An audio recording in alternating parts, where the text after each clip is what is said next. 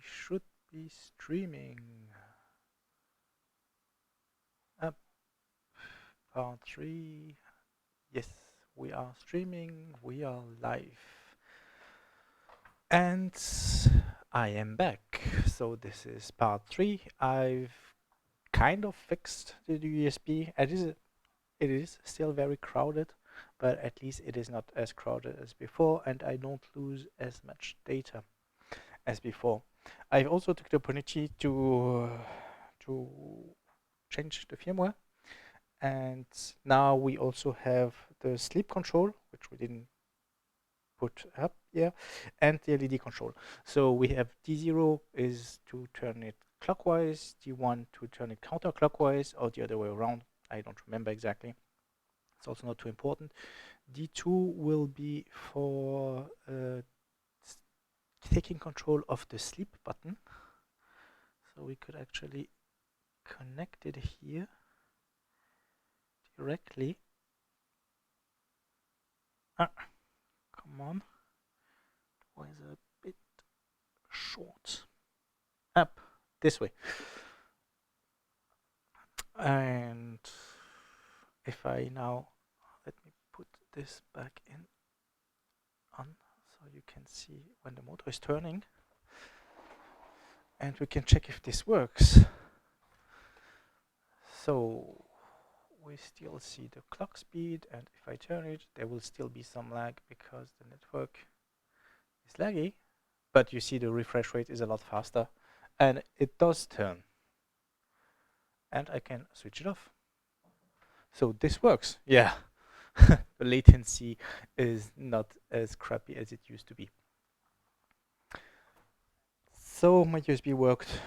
My USB rework worked, although I still see some packet loss on the USB bus.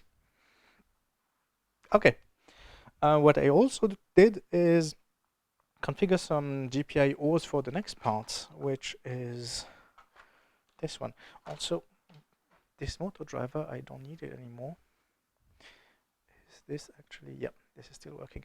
This motor driver, I don't need it anymore, so I will put it back in its bag.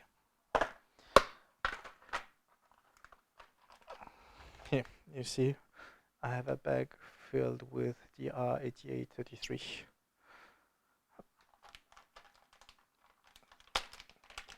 Always useful. Back.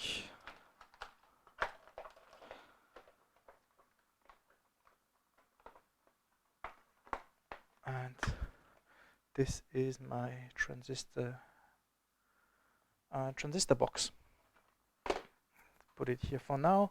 Normally I keep everything I'm currently working on the bench. We never know if I need it because this one gets grilled, or I do some other wrong manipulation, also or whatever. So the bench at the end of the day is completely flooded with devices, and it's crappy. But I clean everything back in the morning. But it can get very dirty or very messy on there.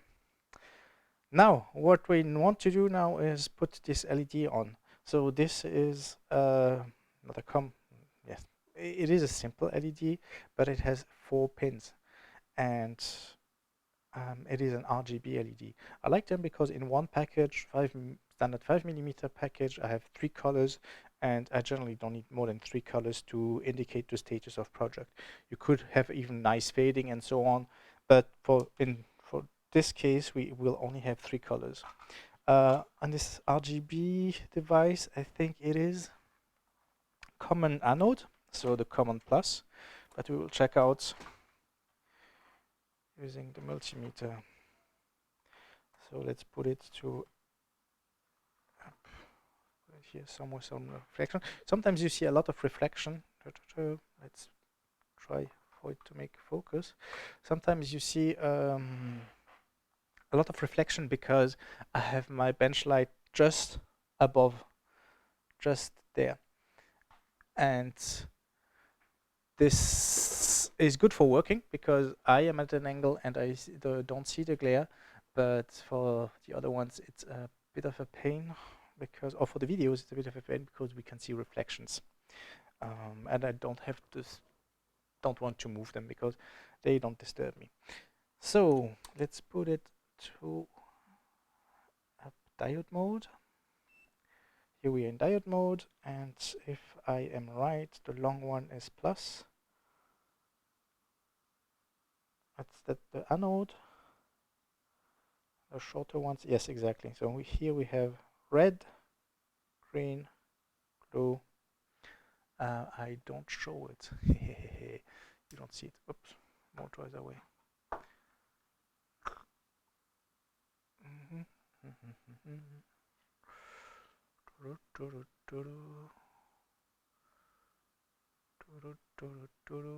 Try to focus somewhere here. So we have the long one is the anode plus, then we have red, not sure if it's very visible on the camera, but we have red, green, and blue. And I have to read in the source code which pin goes where. Source code.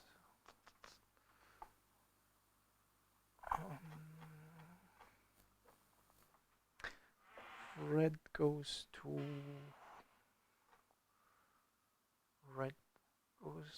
GPIO 14. So we need 3.3 volts. We can use a 3.3 volt from here, but we need a resistor, inline resistor. So let's take the resistor box. These are 4 through-hole resistors. And we will take it something like at least 330, if not 470, because I don't want it here. Let's take 470 ohms. I don't want it to be very bright. I just want an indication LED, and because it is in a club, it is very dark. Any kind of bright source would be distracting. So even 1K, maybe 1K. Let's try at 3.3 volts how bright 3.3 volts are. Where do we take 3.3 volts from? Here. 3.3 volts. There is some here. I'll put it up to here. We'll connect the 3 pins. 4 pins actually. 1, 2.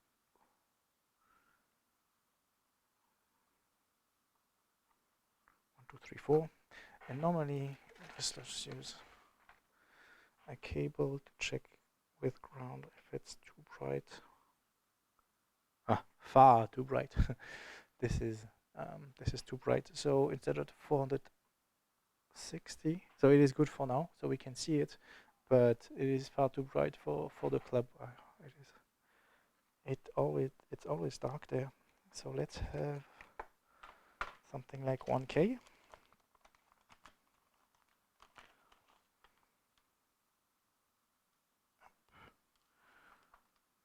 1K. Let's try if this is right. If this is dim enough. Oh, still far too bright. So won't be 1K. And generally you increase in order of magnitudes instead of just doubling. So 1K goes here. This is, let's try to put it back, although it's just a resistor, we don't really care. Yeah, for 70, they're not very expensive. Let's try, instead of 10 kilo ohm, let's try 22 kilo ohm, because they are already loose. 22 kilo ohm. This should be very dim, but still seeable and good enough for debugging. Yes. So it is dim. And the green is generally the one which we see most. The blue one is one we see least. But I can still see the blue. Yes, it is dim, but it should be, it's dark out there. And even with we here have plenty of daylight and plenty of light from the bench, and I'm still able to debug it. So this is good enough. Let's use 22K. Up the motor is here. We can get rid of. Talking about multimeter, on the bench I always have at least 2 multimeters. I don't have a bench multimeter because I only discovered about bench multimeters very late on, and I already had handheld multimeters. Here I'm using a Unity device. I started with Fluke actually. I had a Fluke 17B. I still have the Fluke 17B, but what I don't like, I'll show it. I have to find it again. Hup. This is the Fluke 17B.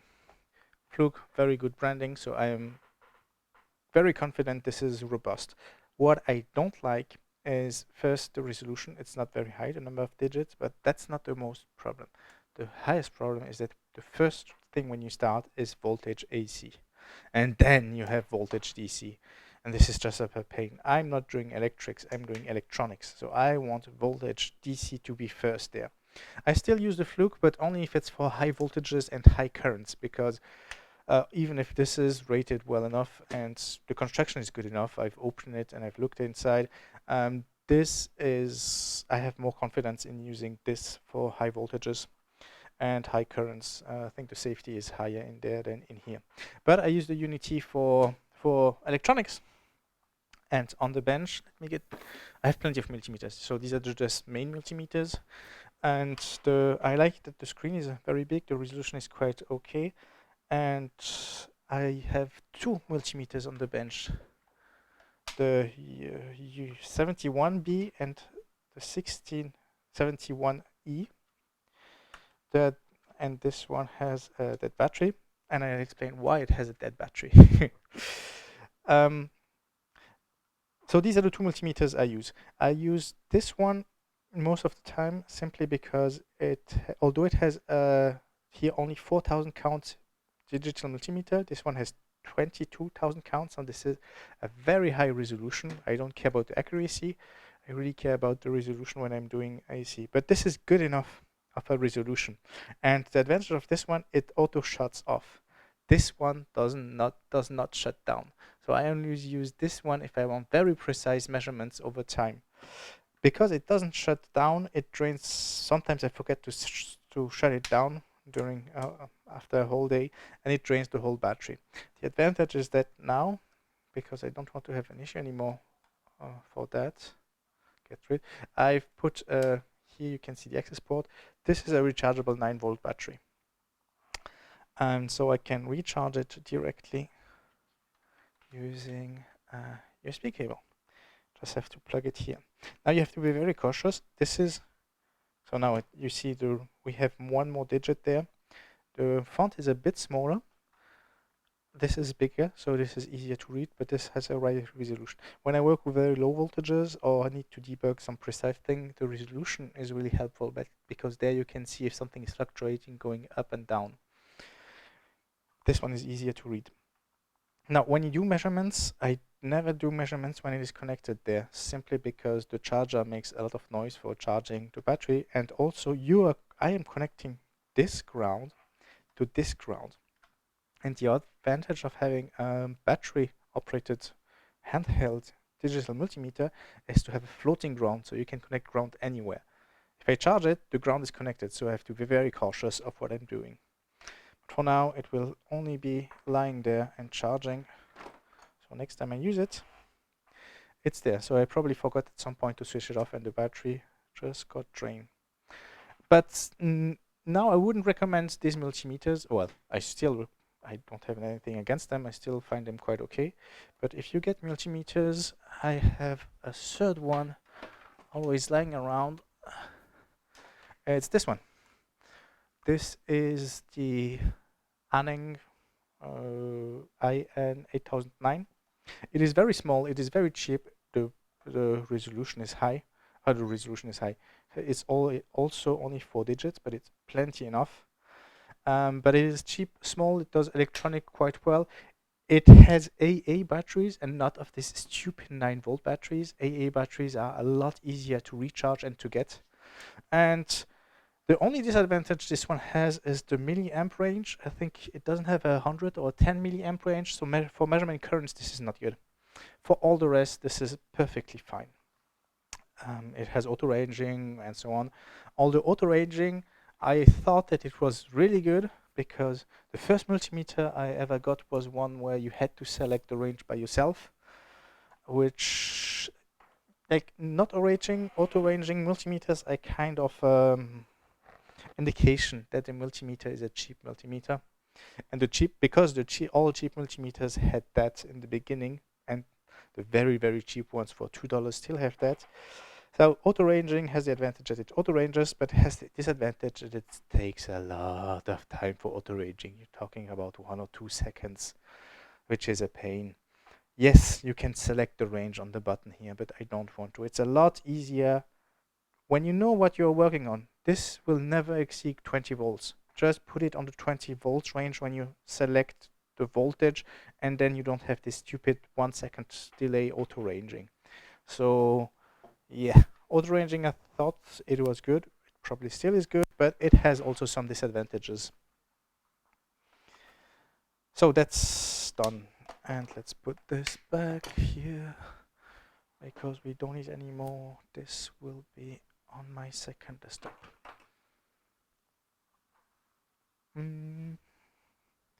Now, where were we? The LEDs. We have 22 ohms, kilo ohms here, and now we need to connect. Normally use, let's use orange for signal data. So I use green generally, but I don't have a lot of green cables because I have a lot of projects which are using these jumper wires, and I would actually need to buy new jumper wires. But yeah, let's do it with what we have. So we have red, which should be D5. Up, this should be, we've seen that this is red. Then we have green, which should be D6.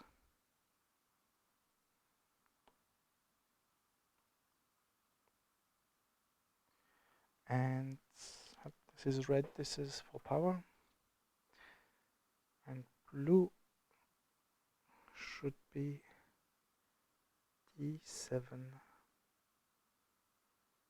And blue is lighting up. I'll explain the color coding for now. What you can do is have 3.3 volt as common anode and have, so what would be proper to do is having each LED have its own resistor. So you have the common anode connected to 3.3 volts, and then each of the cathodes of the LEDs, before connecting to the signals where you sync the power, you put an LED. Why do you sync the power? Why do you prefer?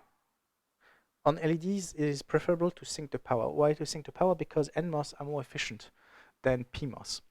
So actually, they are more efficient than PMOS.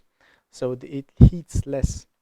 And sometimes on chips, it's even specified that they can sink more current. Although no, it's not a lot of current. But it's, in general, NMOS are more efficient. So why not sync the currents? Why to have this single resistor, or why should you have normally 3 resistors, each for each LED? This is because when you are using, with the single resistor, if I would switch on red and green, the amount of current which is available goes to red and green. So the red and green would be twice less bright. But in this case, and if you enable then blue, all 3 of the LEDs share the same amount of current instead of each one having a set amount of current. So if you switch red and green, it's twice as dim than if you would have just red or just green. In this case, I don't really care because in my code, I will only have red, green, or blue, never a combination of all of them.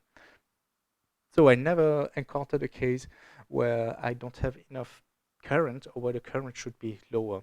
just an indication. This is why I only have one of these resistors. So here's the theory behind. And so how does it work? Blue means there is some traffic. Can you see the color here? Now it's lighting blue, although it's not very bright. This means that there is some traffic coming in. If I reset, let's cut the traffic in QXDM, sorry. In the DMX traffic using Q light plus. Let's write the progress.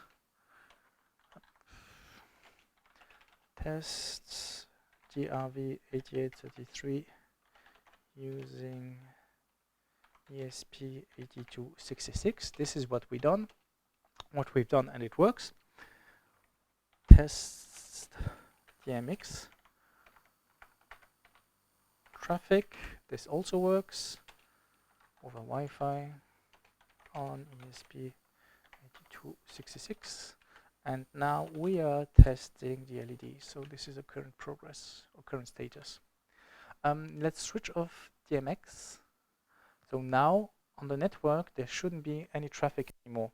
And here, if there is no traffic for 3 seconds, it should switch to green if my firmware is done correctly. So let's wait for a couple of seconds. And it doesn't switch to green. Although there should be no packets anymore on the network. Let's reset the device. When I reset it, it should be red first until it is connected. Is this red? Oh, it's very dim red. Yes, it is red, although it is very dim red. Then it got to, we see green briefly, and then it turned blue. Red in the beginning, then we have green, and then immediately blue. Blue normally is only there if there is some traffic, if there is some data. But there shouldn't be any data on the network. Is there a data? There is data on the network. I see it on the serial port. Yes, connecting to Wi-Fi. Yeah, you see it actually here. Connecting to Wi-Fi, it is connected, and then it is receiving some data. But I switched that off. So it is sending data,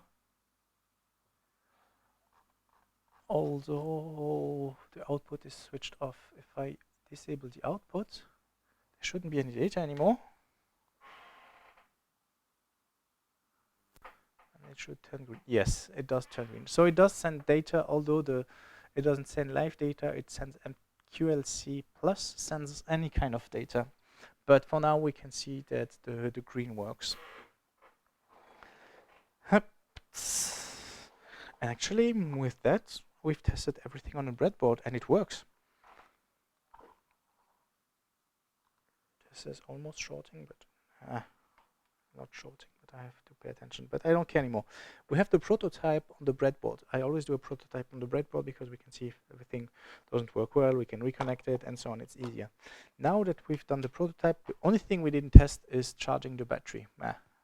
I think it is okay. We could test it, but I think it's okay. The only thing we did not, so now we seen it works. What we can do is put everything on the breadboard. Oh, I forgot to add one element. How do we connect a motor? Here we have these cables, but what we will have and what is currently on the clock is that we have a USB cable. So the clock, the motor for the clock dials is connected to a USB power bank using a USB connector. So let's reuse this USB connector. It will not be USB host. We will just, here we have I have a small USB connector box, and we will use a type A socket to connect the jumpers connectors to connect the motor. Now we have all elements. Wires, sure, we don't have the wires for now, but we have all elements. So let's switch on. I explained it in the previous stream, so in stream 1, which has not been recorded, this green mat here. It's probably not easy to see, but this is an ESD mat. It is kind of a protection. I've never had a real issue with ESD, maybe because I have an ESD mat, maybe because it's not happening too often, but the camera is just in front of the ESD, and this is why all you always have this green background. It's not ideal, but you can still see things happening. This green, this is not ESD, it is not connected to Earth, and it is not static dissipative like this would be. This is a cutting mat, so here I cut things, and I most of the time solder things. Now, since we're soldering, I'll do it here. Let's put this here. We can switch the power off. We can remove USB. Now it is not connected to power at all. And we can put everything on this board here and solder everything on it. And there is a high reflection. This is my soldering iron. Let me switch the camera to show you my soldering setup, because you don't see it on the small camera. So switch to the other camera. My setup up. This is the solder irons I have and the setup. This soldering iron is connected to this solder station. It doesn't have any dial, any front dial for temperature. This is an OK Metcal, I think PS 900 or something like that. It's rare that you find them because they're very expensive. OK Metcal is mainly used in industries which do that every day and which require precision. It is a bit different because this is not, as most soldering irons, this is not using so it's not on. This is not using a heating element, a resistive heating element. This is using an induction element. You see here the ceramic. Inside there is a coil, and it heats up this device using a coil. So you can pump really a lot of energy, and it gets warm and has plenty of power. So it's really great to solder with it. But I don't really recommend to buy one because they're very, very expensive. It's only meant for professionals, where big industries buy them. I got it as second hand as broken, actually. This is why I got it for 80 euros. Very cheap for what it should be. And I fixed it. I don't remember what it was. It was something to do. Yes, I had to set one of the trim pots inside, and it wasn't outputting the right frequency on the tip. The second soldering, yep, you see it. The second soldering iron here, which you see here, is a Quico T12. We don't care about the thing in the end. Quick look for anything which is Quico, T12, and you often find Quico, and this is a resistive heating element, but it is very fine. This is also very cheap, and I would recommend any beginners to get this. You can set the temperature, no need for a very fancy OLED screen. I prefer the LCD screen because it's easier to read. The 7-segment display screen because it's easier to read than the OLED screen. But this is the handle, and on these handles the cartridge is, the heating element is included in the cartridge, which allows you to have the heating element right on top where it is heating, because it is integrated, and this way you have faster heat than having, like in very, very old soldering irons, where you had to change the tip and only the tip was out of metal. And I have plenty of different tips. I'll talk about the tips in a second. So for beginners, I really recommend one of these T12 Quico devices. You can set the temperature, it is plenty powerful. Most of them, this has an integrated power supply. You can also have some which have not integrated power supply, and you just use any kind of power supply, very often from laptops, where they're able to deliver 60 or 100 watts, and I think it accepts from 12 volt to 30 volts. I don't know exactly. They're cheap, they're very good. Tips, I started with having, can this make a focus, with using a chisel tip generally. So this is a very fine chisel tip, I think 1.2 millimeters, 1.5 millimeters. Now I am using this kind of tip, some bevel tip, I don't know how it's called, but it is uh, it is just chiseled at one side. Is it possible to have? I don't know if this can do a great focus. So this way. It is very uncommon to test it. This is normally meant for drag soldering, where you have a kind of a well with lead inside, and then you can drag solder on all the pins. I've got accustomed to, and I think it is very powerful. It has a huge tip, and it is still inclined, so you can check, so you can be precise. And this is my main soldering tip now. You have to get used to it. Chisel tip is a bit easier. I found this one more powerful and good enough to do it. What do we have next? Soldering, desoldering gun. This is not for soldering, for desoldering. I didn't buy that for a very long time because just for desoldering, you can use soldering irons. Plenty enough. But once I've got it, because I had to desolder a lot of things, I was amazed by how easy it makes life. Sure, you can do it using a soldering iron, but it is so much easier to do this, and it is not that expensive. So if you have a tiny bit of a budget, get a desoldering gun. It makes desoldering a breathe. It's a lot fun. It's a lot more fun than using one or two soldering irons. And then the last soldering station. This is two-thing soldering station.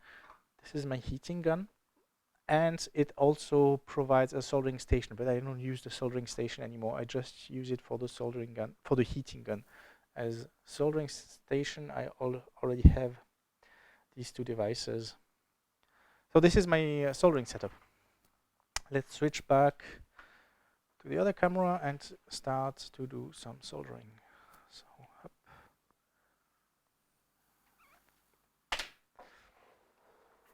Switch on. On the Metcal, you cannot set the temperature. The temperature is defined by the tip, actually. So come here. The temperature is defined by the tip you're using. I'm using a universal tip for soldering lead-free and lead-based solder. My solder is this roll, which I have. It's a couple of years still not used. Felder, I don't remember where I got this one. It was 250 grams of 0.5 millimeter, so it is very fine. I do need very fine for soldering like 01, 002 SMD stuff. And this is lead based. I don't really care about lead free for now because I'm doing everything as a hobby. And even for repair, you're allowed to use lead based. For just mass production, you're not allowed to use lead based. Sure, lead is poisonous, but I do keep a bit of precautions. I don't lick my fingers after working on lead based. I clean my hands, and I think that's good enough. Lead based solder are a lot easier to solder with than lead free, because lead free you need higher temperatures, meaning that if you're too long on the component, you could damage the component you solder, especially ceramic multi-layer ceramic capacitors, and you cannot really easily see if it's well soldered or not. This has a shiny, when it cools down, when the solder cools down against, you see it's kind of a shiny reflection. With lead-free solder, you don't have this shiny reflection, so it's a bit harder to see if the solder joint is good or not. With this one it is, with lead-based it is. But don't buy cheap Chinese solder wire, because I don't know why. Although it is very simple, it is just tin and lead with some flux. So it somehow shouldn't be complicated to have a kind of a mixture, but the Chinese-based solder is just very crappy. It's brittle. It doesn't flow very well. Don't buy it. You will just spend. It will not solder well. It will not flow well. And as I've said, I think I have this one since 8 years, something like between 5 or 8 years, and it is still not used. So get some decent solder. Don't skimp on that. It doesn't cost that much over the years. So let's organize before we solder everything, let's organize everything or what we will put on the board and how we will put them on the board. On one side we have the motor, which we can, I think this is how we will do it. I will have this. Okay, now I think I know how we will do it. Although no, I don't yet. I do. I think on one side I will have the output power for the motor. I will have the switch shows next to the output power where the power should be, and I will have the input power for, what should be probably on this side next to the switch, the input power to charge the battery. So on the clock we have everything on one side. On the other side I will just have the status LED for debugging and the ESP still with the USB available, with the USB port available, so I can flash it in case I had to change something, because the Wi-Fi password and SSID, the channel configuration of DMX, so what's the start address, what are the number of channels and so on, this is hard-coded. I don't care about having it accessible over the network. It's just a pain to configure, and the source code is easy enough, and it's Arduino source code, so it's really easy enough to flash it yourself if you need to change the DMX universe and the DMX channel to start with. It is meant for a fixed installation. Once it is done, shouldn't be changed. If it's changed, then just change the source code and reflash it. It will be documented. So I will have this on the other side.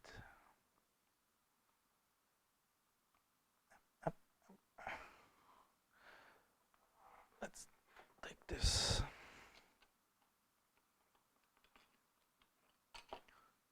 So we'll have this somewhere here, and the LED just next to it. This is how I will organize it. This will be up somewhere here next to the motor. So this is the H-bridge, dual H-bridge motor driver, and then we have the boost converter. So this will be kind of here, and the boost converter, since we have the LED here, we have a space for the boost converter somewhere here. Voltage inputs will be coming from there. So voltage input. So the 5 volts, can I do that? Let me think. I want this to also not drain the power. So when I switch this off, so yeah, this will be connected to,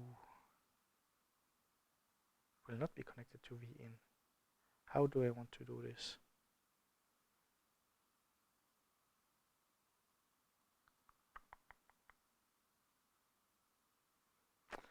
The point is, I want to, this ESP will be switched off like everything else will be switched off by the switch. This will cut the power output from the charger. So you can still charge the battery. This doesn't disconnect the battery, it will disconnect the main power.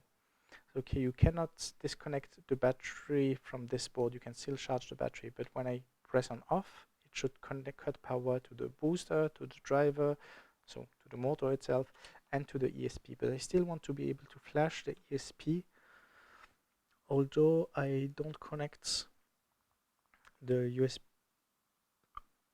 Although if this is off and I want to be able to connect the ESP also with this on, can I do that? I think I will have to use a diode. So it only goes, yeah, I will have to use a diode. So power can only go to V in and not out of V in, so I will require a second diode. And I protect this way. Now let's get diodes.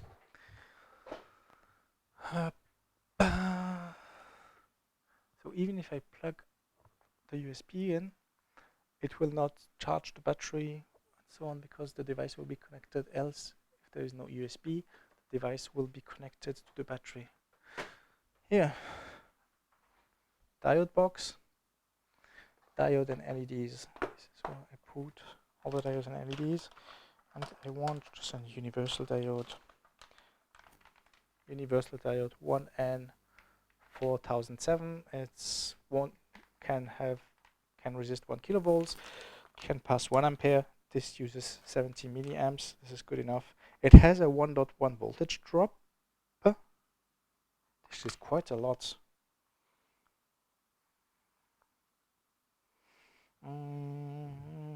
So this is 1.1 a voltage drop at 1 ampere.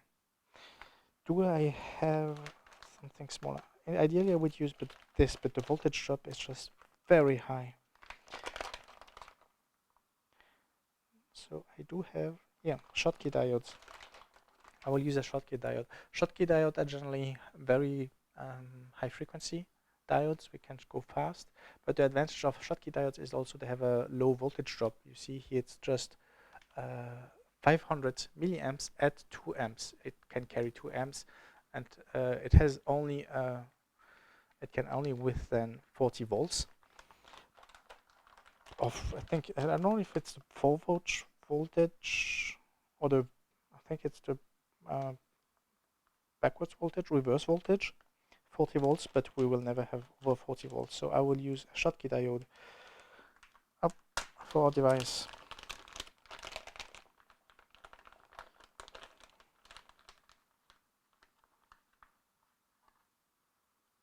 I would have to try it actually on the breadboard. Don't have the breadboard anymore. We've removed all the components, so we will try it. Oh, it is a lot larger than the other one. We don't have the breadboard anymore, so we will try it directly on there. I think it's not too much of an issue, even for 500 millivolts drop at 2 amps. We don't use 2 amps, we use 700 milliamps, 70 milliamps, something like that. I'll be fine. And this is a protection, so when I connect USB, the 5 volts from USB are not injected, although I could do that because it has a protection. Do I want to do that? I think I will do that. I think this has a reverse charging, a reverse input protection. I think it has a battery input protection. So if I connect the 5 volts and to USB and the 5 volts are injected back to this pin, it is protected using this device. So yes, I will simply do that. We will not use the Schottky diode. We could, let's not use the Schottky diode because this board provides protection to the battery and the 5 volts will not be fed into the battery. And this allows us then to power everything even if a battery isn't connected, because the 5 volts would provide power to the voltage booster and to the stepper driver. What we first need to do is put everything on leads. So I need some pin headers for this. Pin headers, header female, header crimped. Oh, why did I put them? Protection. Header pin. Yeah, it's in the wrong stack. 100 mil, so 2.54 millimeter spaced header pins. We already have 4, kind of 4 and 3 here. Let's try if this works. The problem with this is not 100 mil based.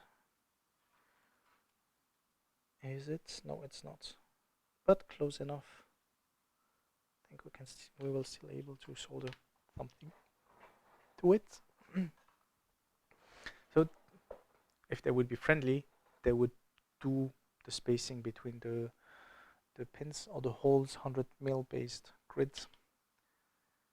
It's not the case right here, but it's okay. Be very cautious when you use a side cutter. I think it's called a side cutter on these pins. They're flying away, so this is why I'm holding them with my fingers so they don't fly away very fast. Else, if I do a lot of cutting, I do put safety goggles on, because although they don't have so much energy because they don't have a lot of mass, if they hit your eye, I don't think it's a good idea.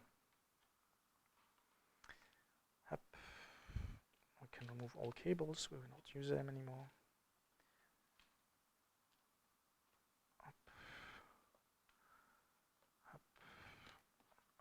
use this output for now. We will use it for testing this thing, but for now I don't. So let's put the cables back in the bag, have some kind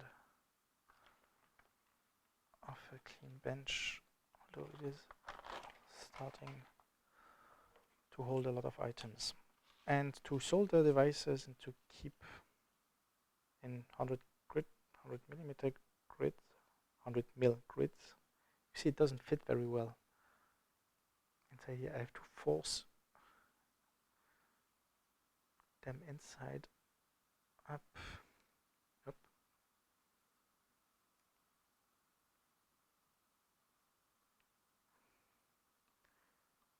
Up. These are long headers. The connection of longer headers somewhere here.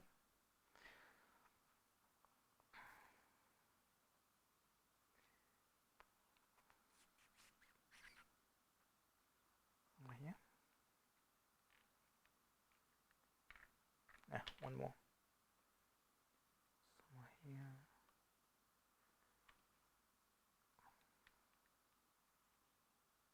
Still one more.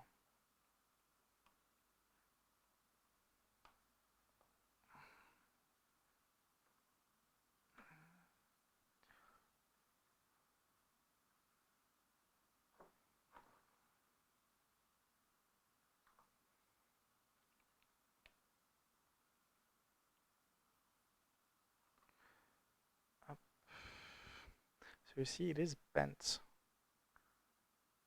It is hard to see. Make the focus. See, it is not 100 mil base. They are bent. But I've put them here so they fit on the breadboards, and now I can solder them. I can solder the pins. And they will be soldered with a kind of an angle, fixed with the right angle.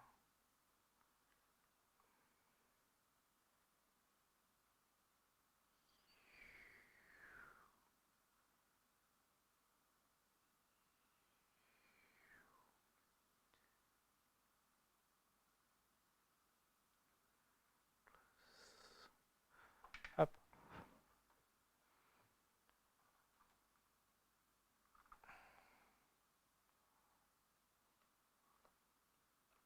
Up. You see, it has an angle, but it should fit on the board.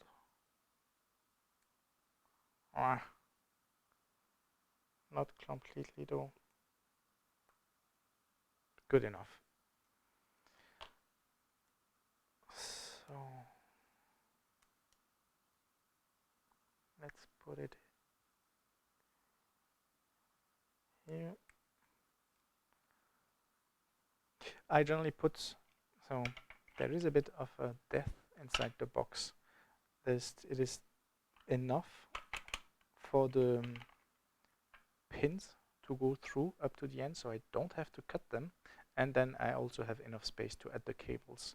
So I put all the devices on the top side and all the connection on the bottom side if I can. So this is why these boxes are good, because I can still leave the pins inside here without having them to disturbing my project. Not sure if they meant it this way, but it works this way. Works for me this way. So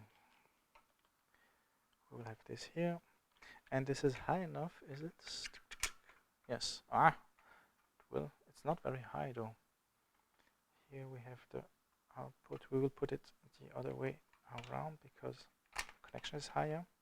Here you see we have two small holes to open the box. Here we don't, so we'll put it this way around so they're not too near the hole and it's not too fragile. But I still want to be able to put the switch inside here.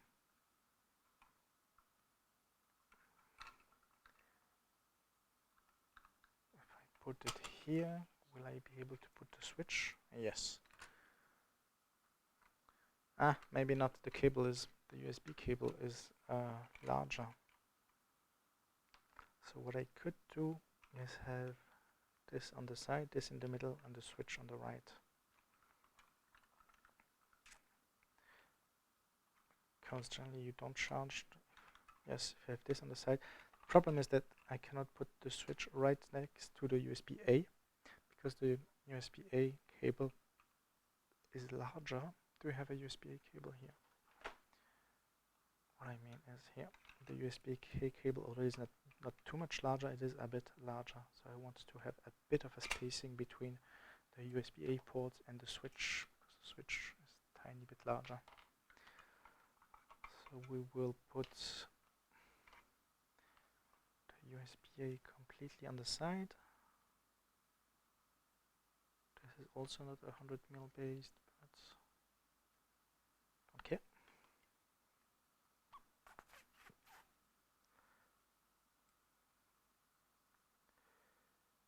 Can bend it enough. Let's use some pliers.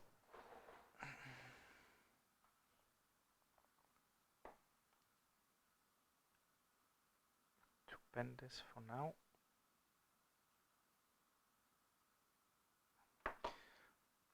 Ideally, I would put them through holes so it doesn't have it has a lot of rigidity, but it will be solid on top, and we already have 4 through holes here. That's good enough. On the board, I hope this is fixed and we don't have too many brutes which always connect and disconnect everything.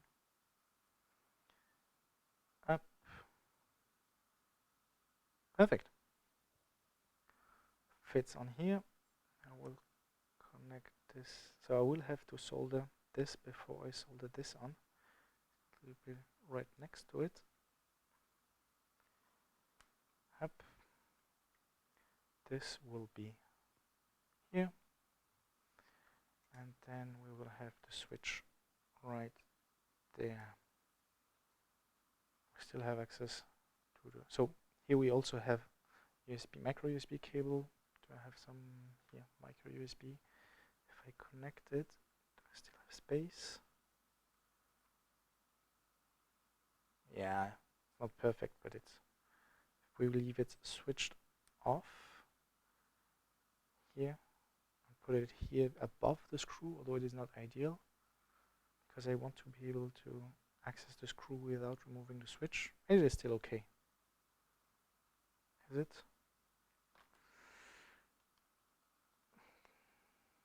If I put it above the screw, it's around here. Yes, it is okay.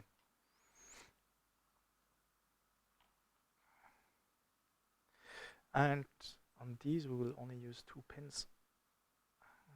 Maybe I can put it, no, I cannot put it one to the left because I don't have access to the screw anymore. So let's solder this on. Start with the back. And using the smoke, but when I solder, if I don't talk, I try to breathe on it so I don't inhale the fume. I don't think the fume has any lead inside it, but I think it's better to not inhale them nevertheless.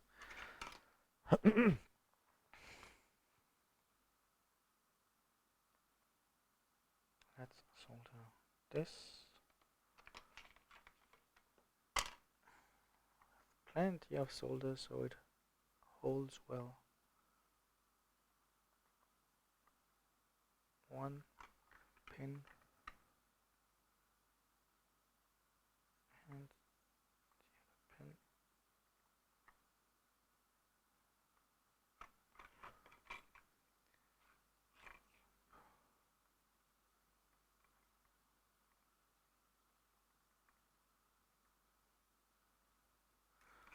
Yes, now it is soldered to 2 pins. Plus the 4 pins here, that should be sturdy enough.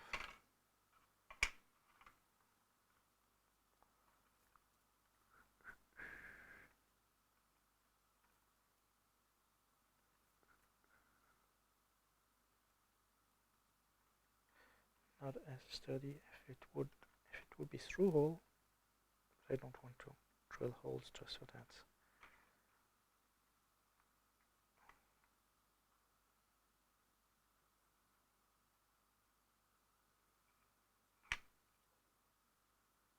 Same here. Soldered on 2 pins.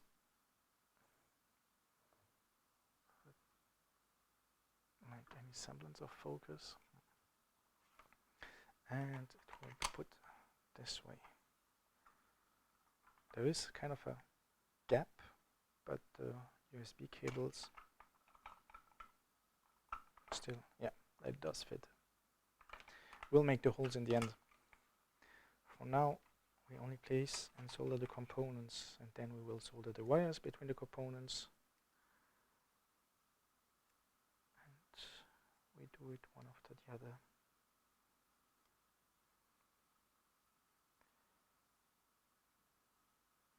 Can I put it just next to it? So I save some space. Seems to be okay.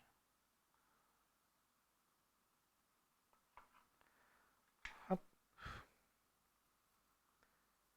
You could trim the leads in the end if you want to have it really clean, but they're not in the way thanks to the deep box, so I'll leave them on. When I trim the leads, I do put eye protection, because these leads fly really everywhere, and it's not easy to hold them back.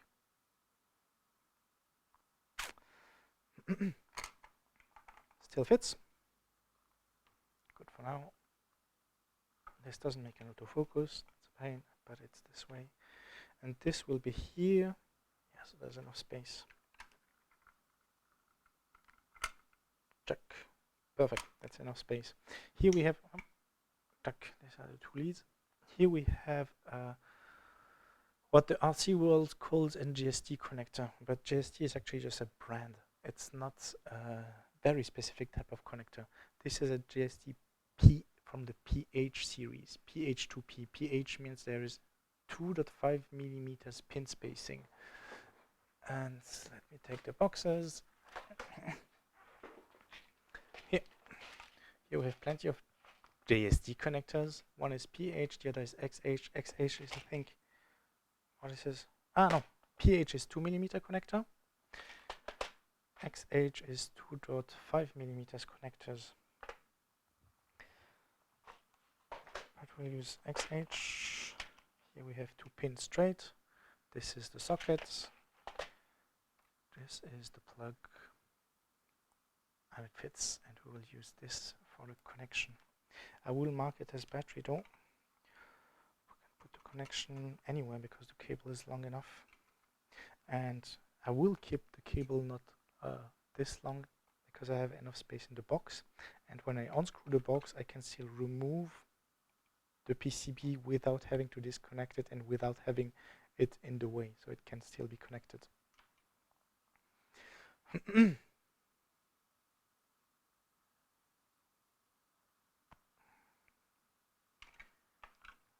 Somewhere. Okay, let's put it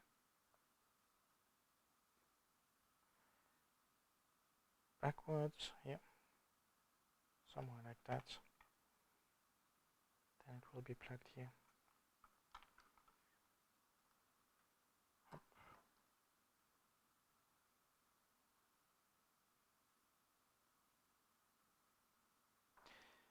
And we will switch to positive. Let's solder this.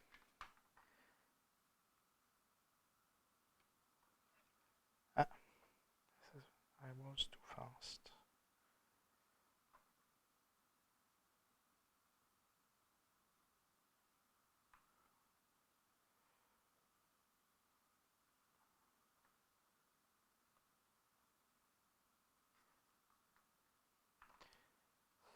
Try to straighten up. Not too important. Up, up.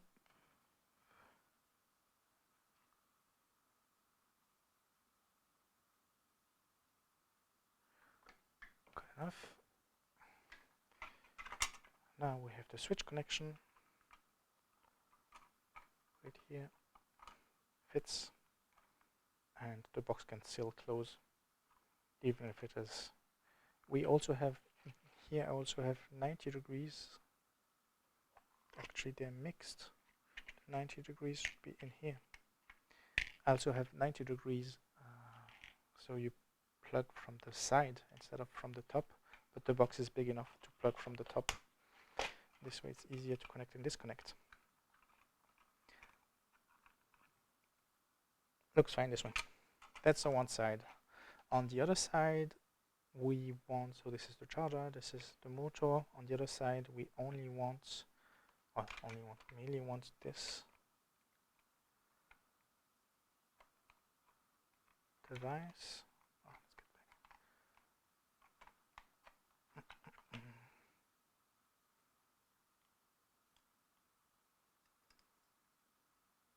Let's move the plug.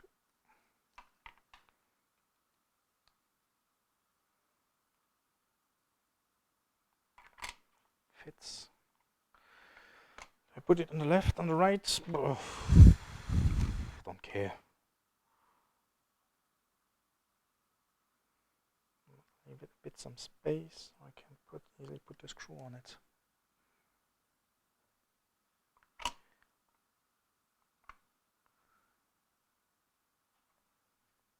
Looks fine for now.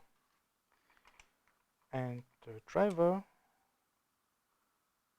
and the booster. Where do we put what? Actually, we have plenty of pins here. We can reroute everything to the pins. This is in, this is out.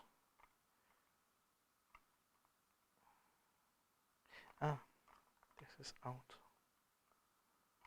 Like, we can put this here. We could put this is in, so this comes from the battery. This is out. Out should be next to it. We all have.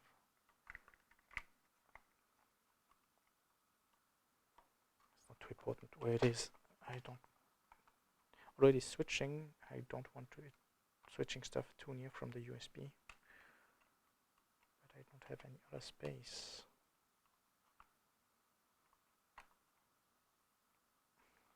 The coil is far enough, so it doesn't bother my switching. V in, so the battery power should come here. We also have battery V in here, so we can connect the battery here and then here. If we are clever, but we are not.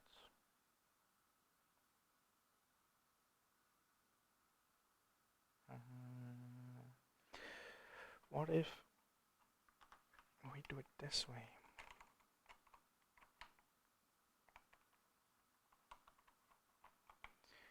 Here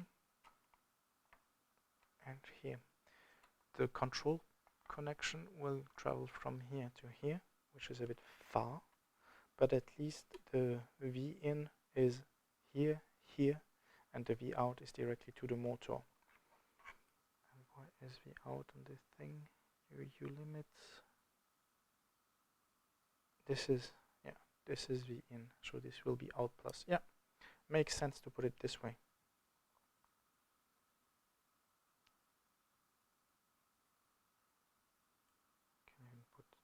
This here, so we have a bit more space, although we don't need more space. We don't. We have plenty of space. At least you can easily probe and rewire if we need to. And, oh yeah, I need the LED. I could mount the LED in the box, having protruding outside the box, so we can see it from the side. But this is mainly a debug LED, so I will just put it at a right angle on the board, so I don't need to put any connection to connect to the board. Because if I would put it, it would be fixed on the box. This way, if I remove the board, I need a way to connect this to this. If I don't put it in the box, but just on this side to be able to debug, first it wouldn't shine, it wouldn't be too bright, it wouldn't be visible from the outside. We want it to be dim. And for debugging, it's still good enough. So let's put it this way. Oh.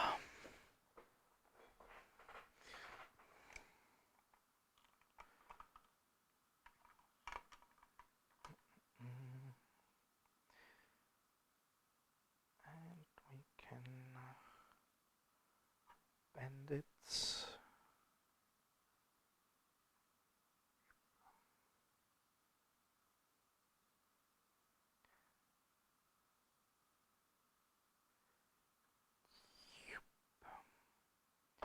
I bent it so these stops, if you would make a focus, which you don't, so the stops on the LED go on the board.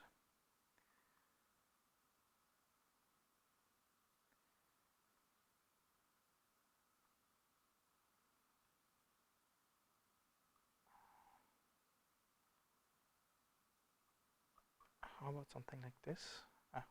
Once below.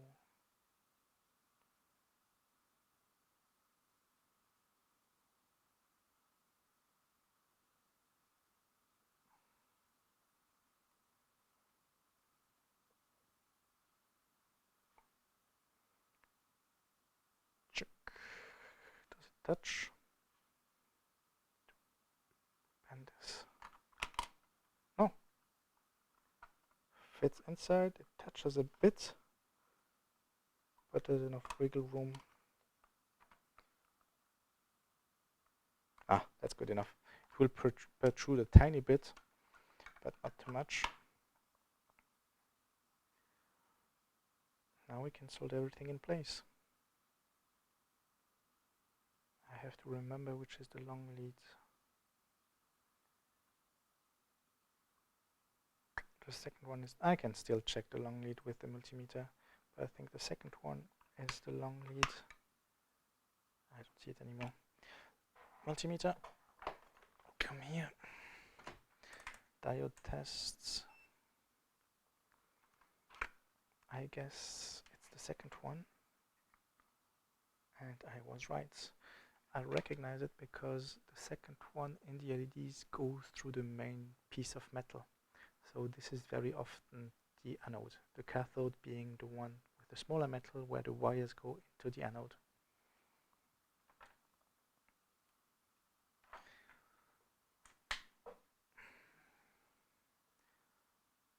So is this the right way? Now I know why I wanted. See, although I said I didn't remove the box, this box with the driver. I didn't put it where it should be, but I put it on the bench. Now I can access the driver again. And why do I need this? Because on the back of the driver there is the pinout. And if I solder it, I cannot see the back of the driver, which is not well designed. You see here on top the seal screen, the pins are marked. The pinout is marked on top of the seal screen. Here, here, here. Just not on this. Somehow they didn't have enough space, so they only put on the back. But when you solder it, although you could solder it on the other side,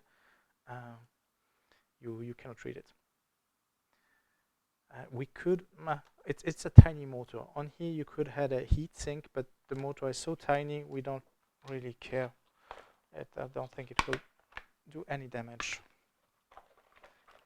Small tiny motor. There could be a short circuit, but this has an internal short circuit protection, so it should switch off automatically. Then there would be there is an N-fold pin which I could read. It's a tiny project, there's nothing. I could read. It would be nice to read it. There is a, let me show you. Here there's a, I think ULT, U-limit probably, but this is the faults. Yes, now I get it. You see ULT, this is not U-limit, this is fault. It's just that there wasn't enough space for the F and the A. Like here, EEP, this is just the end for sleep. This is the end sleep pill. Here's the fault. This is pulled down when there's a fault. I will actually put it, I will actually connect it to one of the pins so I can detect if there's a fault in the motor. I will. Does the Arduino have an in-channel pull up the Arduino code? I don't know if I can do that. I have no idea. So this is why I hate Arduino. It's made so easy that you don't see the intricates, and on microcontrollers, when you program a pin, you have to know if you enable the internal pull-up or not. Here, I don't know how, in the Arduino IDE, I don't know how to enable the internal pull-up. So I will have to add an external pull-up. We will add an external 100K or 200K pull-up, so I don't have to read in the code if the microcontroller has an internal pull-up and if the code is actually able to switch it correctly. And I don't want to test it, so we will add an external 100K pull-up. And this, the fault pin, switches to ground whenever there's a fault. This way we can read if there's a fault. But for now, let's solder the devices on the board.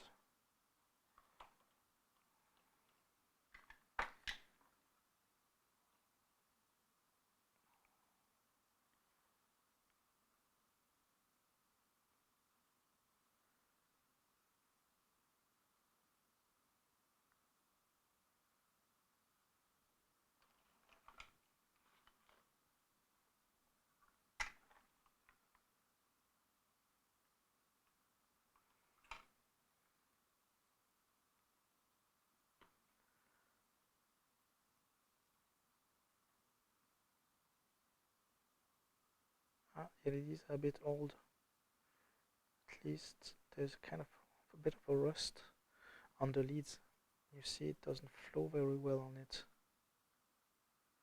The flux on the solder should take care of it, but it is so old that it doesn't take care very well. So now we have issues, we cannot solder the LED correctly.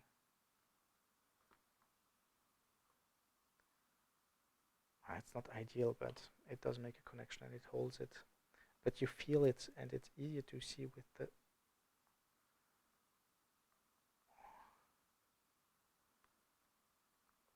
I'll try to... I don't have the macro lens, so I will not be able to show you. With experience, you see, normally a clean solder joint makes kind of this shape.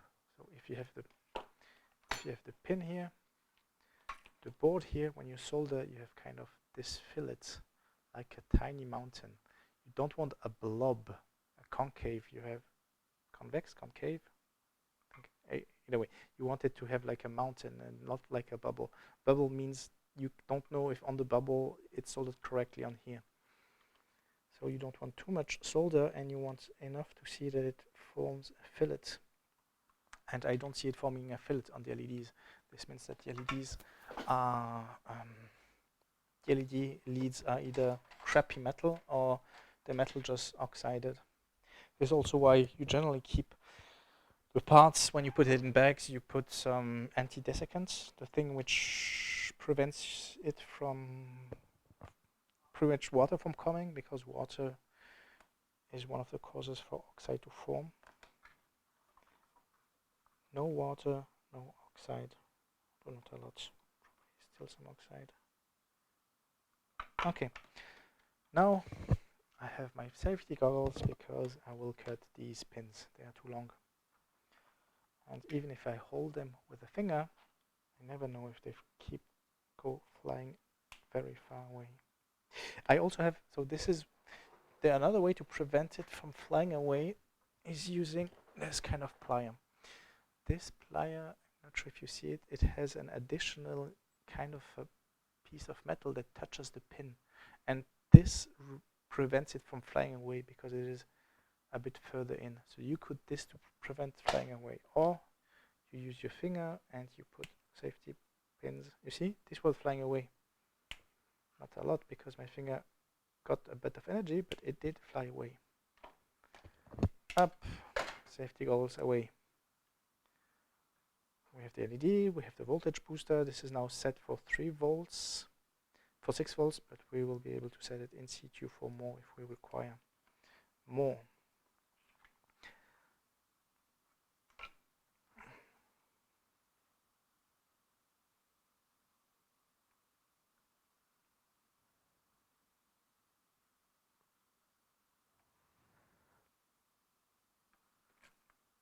It's not flush.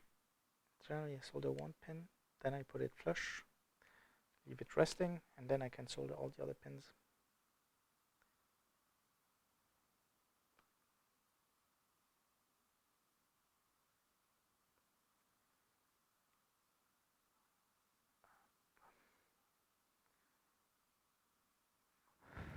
always blowing on the fume. So you need to control your breathing.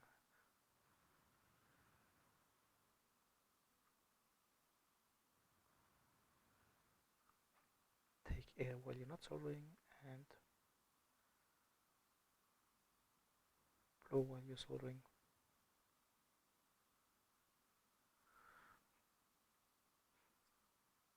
Good enough. There's one last thing we don't have yet. I'll tell you later what it is if you don't figure it out by yourself. But there's one component missing. Now we solder all the pins of the board, although we don't need all the pins. This will add some sturdiness.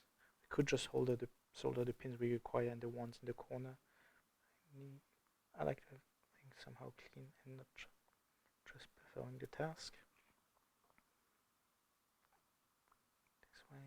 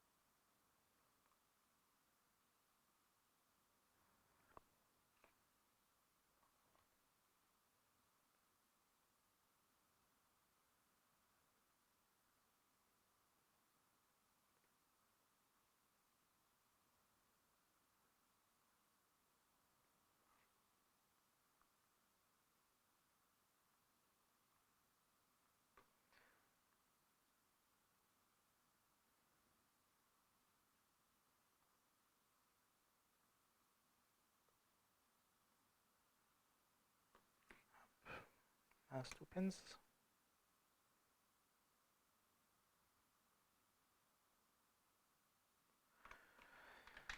Visual inspection to see if it all forms mountains. Yeah, but on this side it could be better.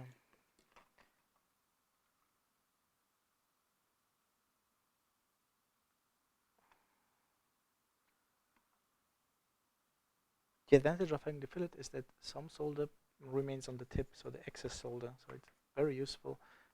So you can remove the excess solder. Here also we don't have a nice fillet. I add more solder because there's flux inside here. Actually I should just add flux and not solder.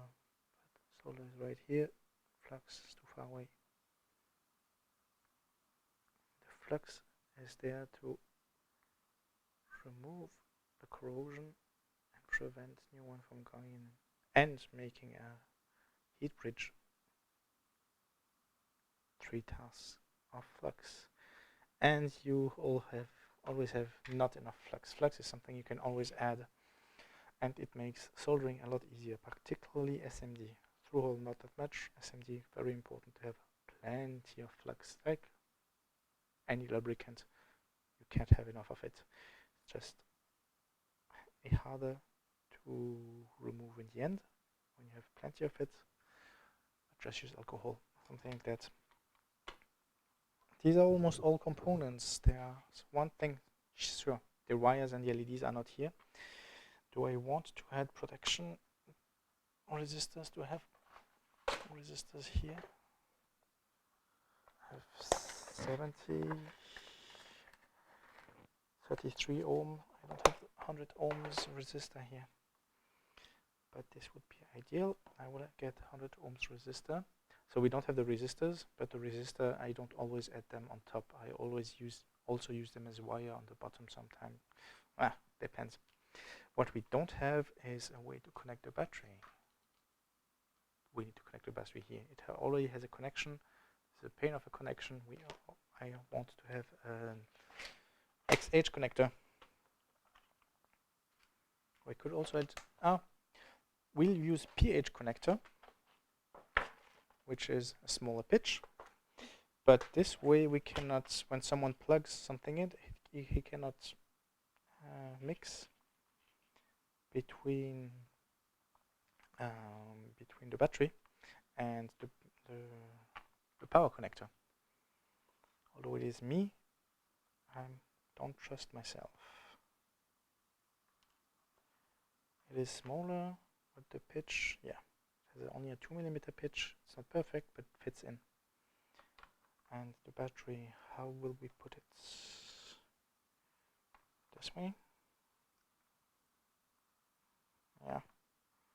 So it will connect here. So we will have the connection somewhere here. Does it fit? Seems to. We do have to prepare the cable though. Don't connect immediately across because you could create a short between plus and minus. So first cut minus or plus, and then on the other side minus or plus. This way you don't make an accidental short. Lithium batteries have a lot of energy. You cannot switch it off. I think it's not indicated what these two are, but often it's temperature sensing and something else.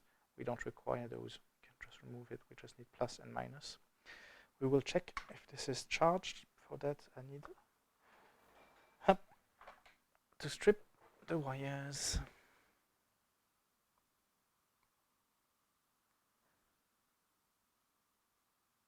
Is this?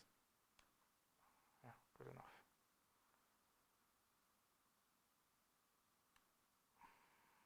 Strip them a bit more.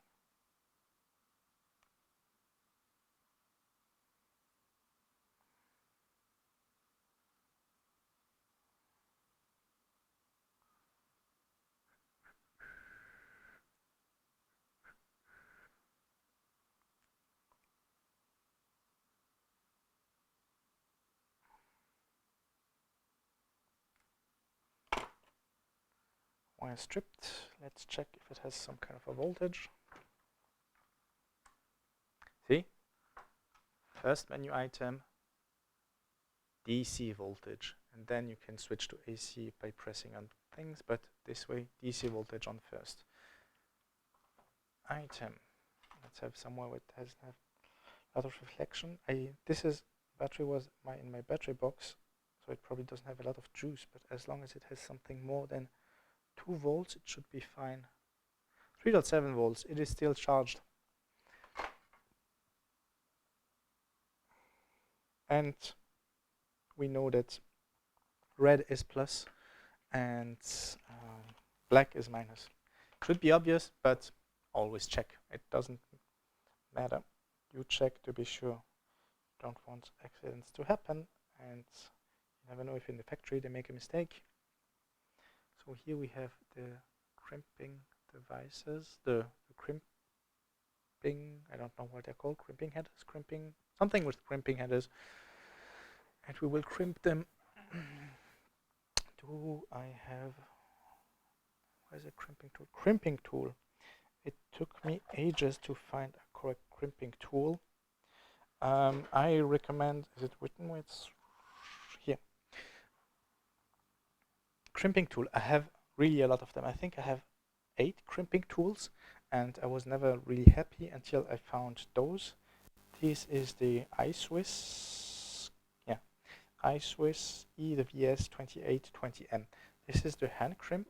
This is not very expensive, I think $15, something like that. There is an even better alternative, this one, the IVS 3220. This, so simple and good enough, but sometimes you need to crimp 2 times. This already has 2 plates and crimps both at once and just presses the correct way. I don't know if I can crimp those 2. Shit, I forgot. I've lost the crimp. and I'm sure I will walk on it one day or another. Here it is. The disadvantage of this one is that you need to have the headers which fit these plates, while on this one you can do it by hand. So this is very good for crimping the normal connectors, the normal DuPont headers and so on. This is good for all the rest. So I think I will just use this, although let me check if it does. Oh, the plates are too large. So we will use this crimping tool and crimp by hands.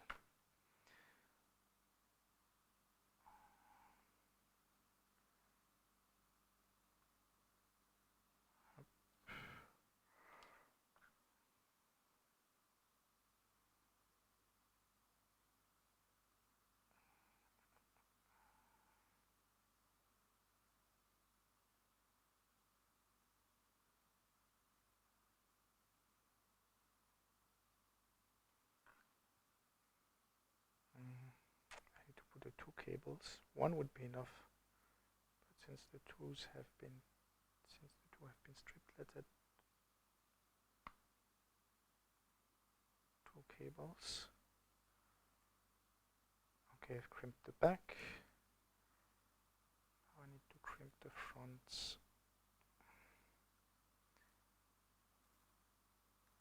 It's not perfect. It is holding. In theory, you shouldn't have to solder. Sometimes I do still solder because I'm not very confident it holds forever.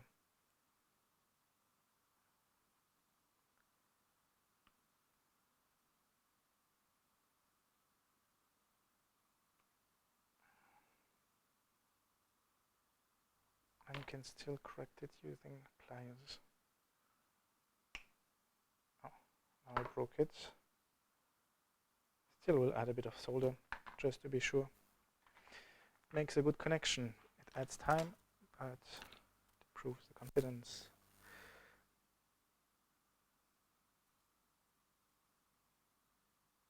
Up, now I'm sure there's a good connection with the battery and it doesn't get stripped too fast. Now plus, where's the second one? Here. This is the Schottky diode. I don't need it anymore. Let's keep it in the box, but we don't need it normally. Ah yeah, the last diode here, the universal diode. We didn't add this one across the across this output. So because we're connecting to a motor, actually we should add it just next. Across this one. Yeah, across this. No. Let me think. Across this. Although we shouldn't have a problem. When it goes back, it's still a motor with a high inductive load and it could create high voltages. So we will add a, how they called, flyback diode? Yeah, something like flyback diode to protect the output of this device in case there is a reverse polarity. A too high reverse polarity.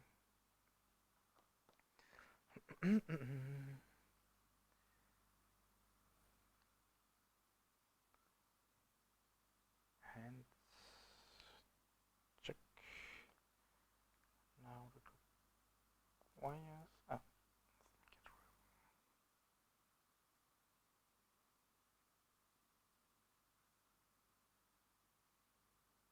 We don't want some whiskers. Okay, I'm not in the wrong. I did the same mistake. Up. Cables are crimped. The first side is crimped. Let's crimp the other side.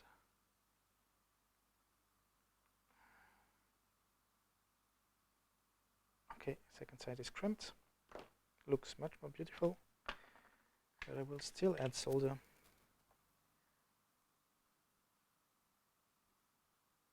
To it. We will use the multimeter soon.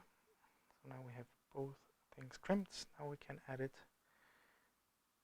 to the header, and I never know which way. I think it's this way around.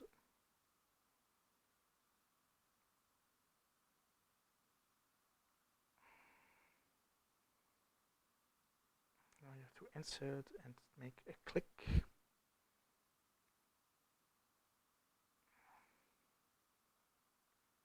Sure, I don't want to insert. Oh wait, is there? Yeah, it was the other way around. Can I get it out again without breaking it? Here, on the back, it's hard to see, but on the back there's a really tiny latchet. I don't have the macro lens here, so I will not be able to show it.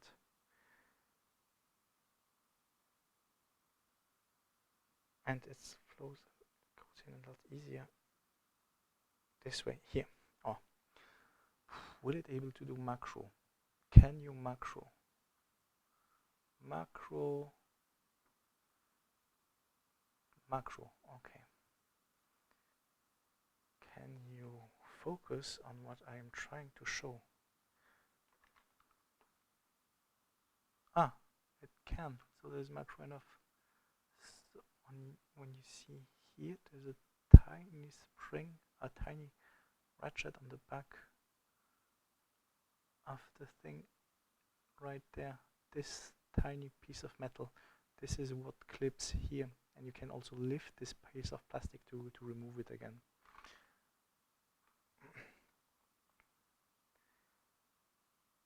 And second pin.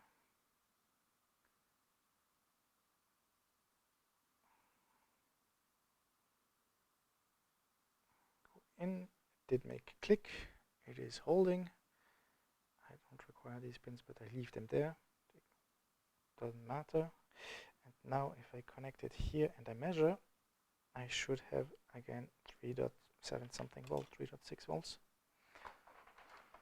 Let's test it. Plus minus.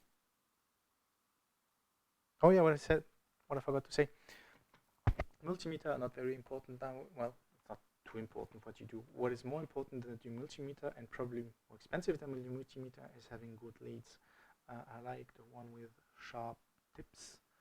I'm not sure if gold plating, normally gold plating is a bit more robust if it's hard gold, and it makes a better contact than steel. But yeah, sometimes this is PVC lead. If you can try to get silicone lead, it is more flexible and better feel, but these are good enough. And you want sharp tips.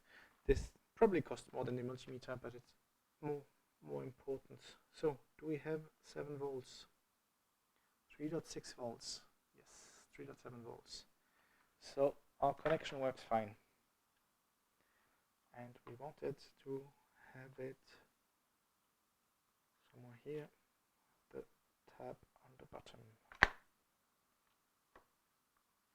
Somewhere here, or directly here? No. Here. Can we connect it if it goes here?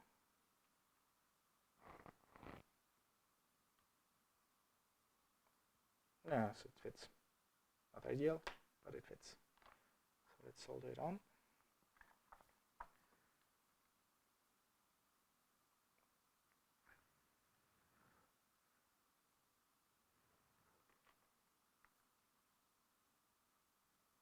Okay. Normally we don't need these connectors anymore. Don't need these things anymore, but we put it on the side because we never know. I don't need this crimping tool. I will need this a lot, but I don't need this crimping tool neither. Let's put it here. I don't need the motor or the wires. I will clean the next time.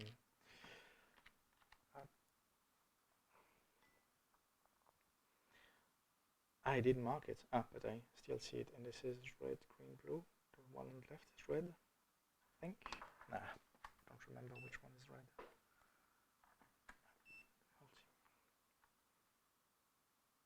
Red, green, blue. The green is a lot more visible. I think because of the voltage. I don't remember what the voltage for green. 106. And also, yeah, if you have one resistor per LED, you can set the individual brightness of the LED, which is sometimes what you wish. Actually, you can see the voltage.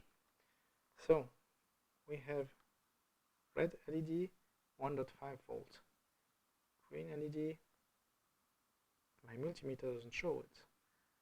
Blue LED also, I think the blue LED is the one which requires most of the voltage, 1.8 volts. It's 1.5 and green is probably 1.6.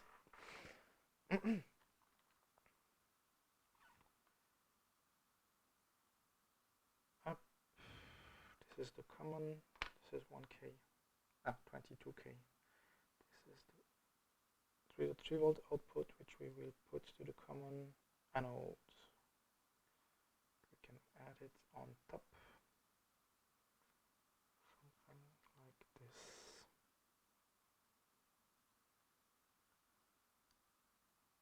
Solder here, solder there.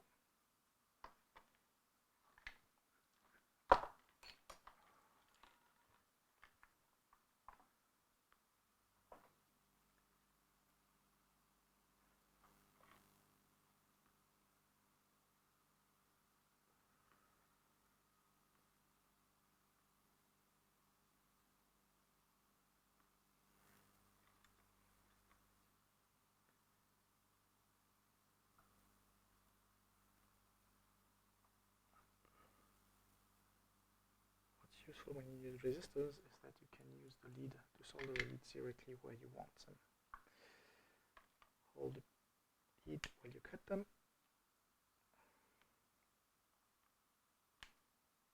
Up. There we have it. First connection.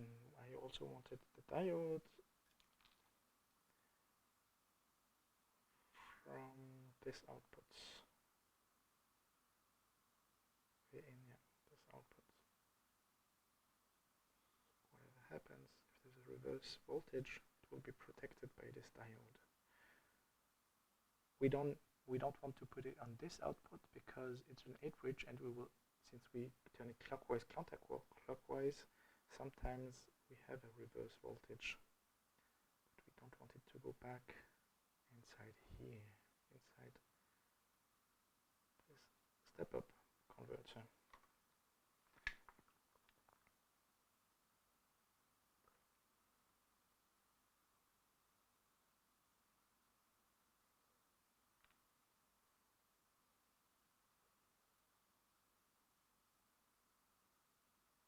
Up.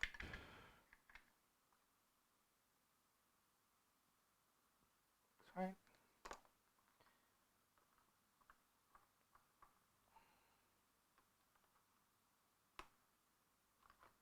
You can now put the battery bed in the box.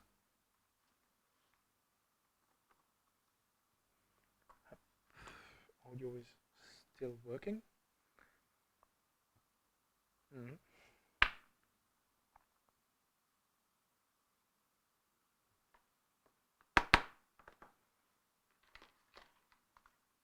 We don't need this breadboard anymore, so let's put it in the box and get rid of all these parts. So now we need to connect all the things together. Let's start with the big cables. Then they won't be in the way. It's easier to connect the big cables to connect the power than to connect the wrong cables. Let's leave it on. And for big cables, although it is an overkill, I will use ABG20 solder wire, silicon wires. It is an overkill. We will never put that much current, but at least I know that this is power. So I have to connect everything to everything, and not exactly, because this is the output.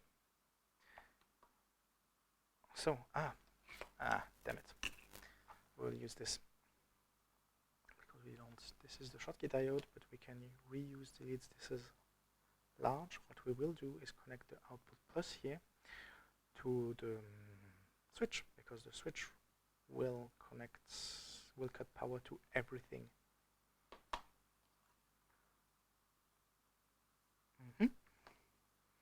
So we will treat it as the plus.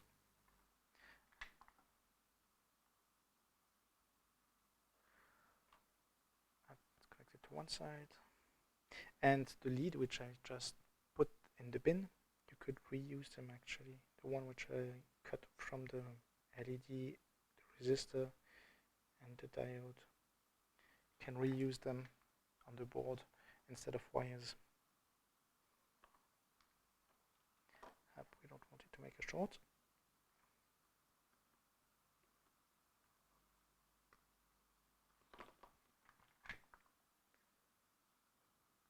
Okay.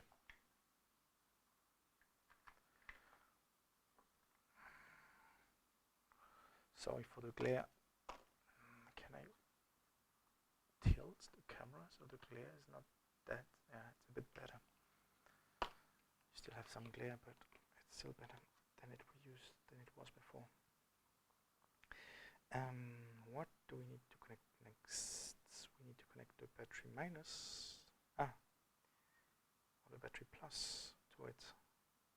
But we need to connect the batteries directly here, because this is the board which will, just make the focus. This is the board which will connect the battery. So the battery, which is coming here, will go directly here. But what is plus, what is minus? Up the left side is plus, the right side minus. Good, corresponds to that.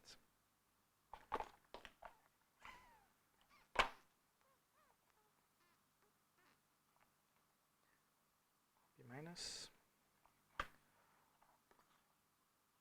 Minus is here. We could tin it because it's a really large cable.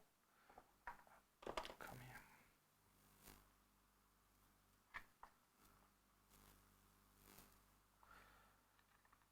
Let's tin it. It's lots of strands, and it will make it easier to solder afterwards. Tinned. And let's check again. Yes, this should.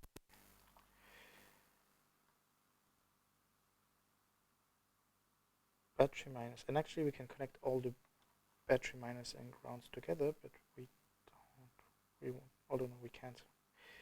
We only want to connect it, the battery minus here. It will be connected somewhere here. Let's get the cable, strip it. Battery minus.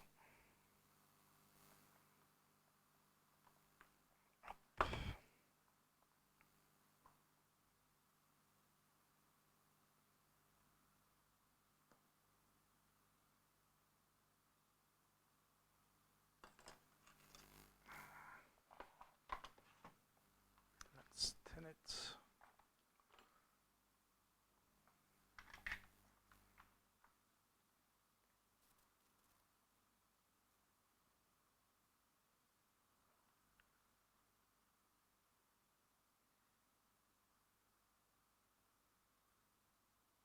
Up, minus is connected.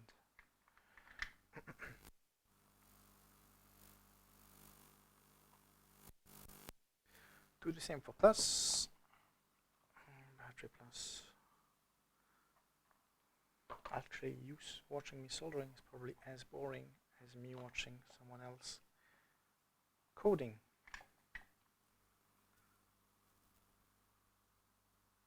And debugging.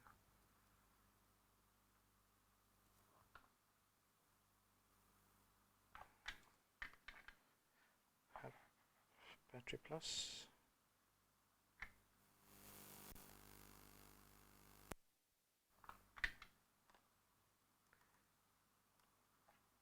This goes here.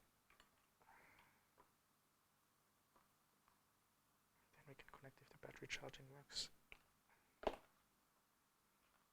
which we haven't tested at all on the breadboard. Let's pre-tin.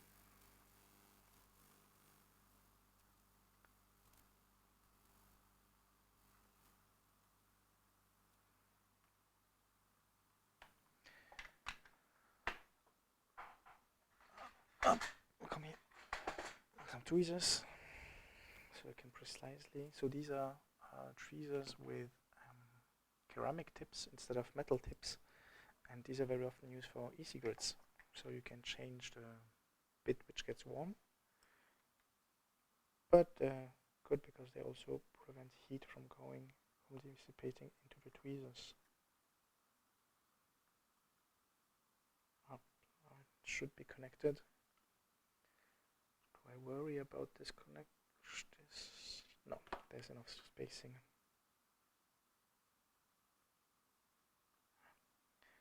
That's why I thought it will immediately disconnect.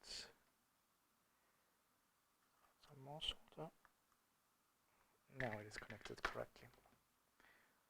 Now we should have the battery connected. What happens? So there is, where's my power? This is charge. So here I have on top there, I have a charging station. Let me show it to you actually with using the other camera. Book. It's hard to see, but this thing here is a 6-port USB power supply, which also has some measurements and tells you how much charge there is being used. And it is not precise at all. It's 200 milliampere accuracy. It's garbage, but it gives an indication if it draws power or if it doesn't draw power, and it is able to deliver, I think, 2 or 3 amps. I don't know exactly. So it's good to check if it works. So normally, if I connect this one, this is the one on top. Maybe you will see the top left. If I connect it, you won't see it. Here, so, whoop. There is one LED showing that it is kind of charging, but here it shows nothing because it's not drawing anything. But if I connect the battery, and you see it blinking here. If I, can you see it blinking? Probably it's too bright. Yeah, you can see it blinking. And the red LED blinking indicates that it's not able to detect the battery. The blue LED just indicates that it is receiving some power. As soon as we will put battery inside here, the red LED should stop blinking, and this should indicate the real battery. So let's connect it away, connect the battery, and let's always test one after the other. So the battery is there. Let's connect the battery. Yeah, it cannot make focus on both things at the same time, so I'll do it one after the other. Here. Now you see the red LED is on, meaning it's charging, and if you see on the device, it is charging with a 1 ampere. This 1 ampere is set by, please focus, is set by this resistor.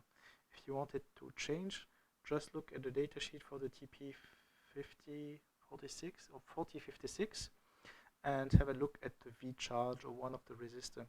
It will indicate which value corresponds to what. This is plenty capable of charging at 1 ampere. Smaller batteries, it's less. I think a good indication here is on the battery, 1.8 milliamp hour. Meaning normally you could charge it at 1.8 amperes. So it means that 1 C charge, because 1 times the somehow capacity, although the capacity, so capacity is in milliampere hours, although it should be watt ampere hours, and the charging is only in milliampere, not milliampere hours. But 1 C means that if you have a capacity of 1,800 milliampere hour, you're charging it 1,800 milliamperes. And here it's 1 ampere, it's plenty enough. We could change it to also to go to 2 amperes, don't need. 1 ampere charging is good enough. That also means I would need a power supply which is capable of delivering more than 1 ampere. I don't want to put this burden. And the slower you charge, the longer the battery will last. But we know the charger is working, it is detecting the battery, and it is charging the battery. And once the battery is charged, it should stop being red and only be blue. Let's switch back to the other camera.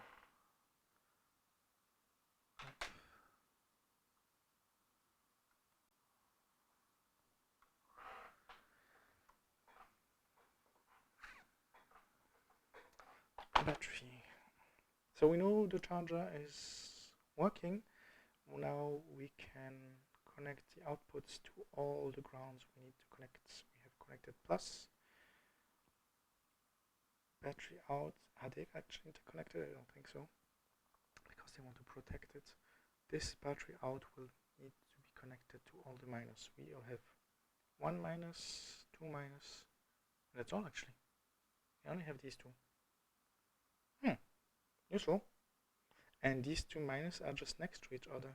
So actually I can solder. I think these two minus minus. This is completely, yeah, they're next to each other. It is unwanted, but it is there.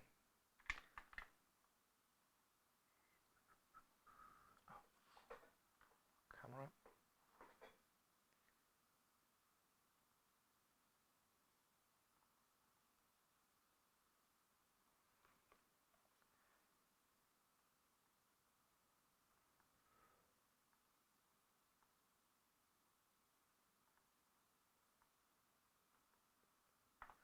Up.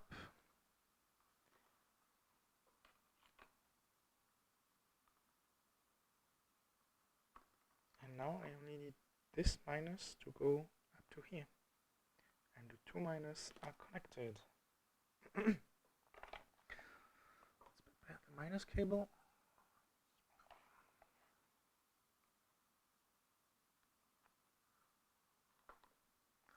Let's tin it.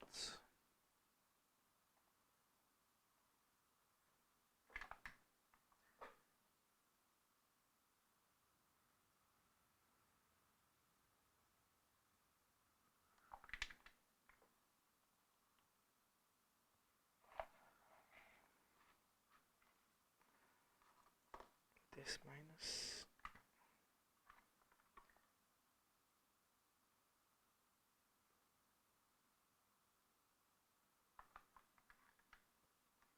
goes up to here in a straight line. It looks beautiful, although it was completely unintended. Let me update. Actually, we did test the LED, so we don't need QLC for now. I will remove it from the screen, or I will remove this also from the screen. We don't need to read this, so we can see the overview. Test the LEDs. We did put all parts on it's not breadboard, it's perf board. Let's call it perf board.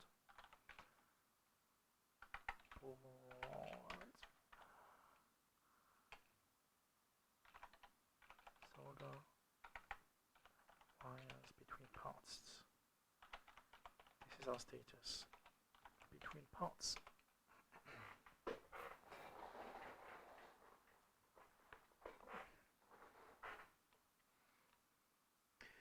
And we will test after each step if everything is still working nice, because we don't want to debug all the thing at once at the end. That saves hassle in the end. Just takes time while you're doing it.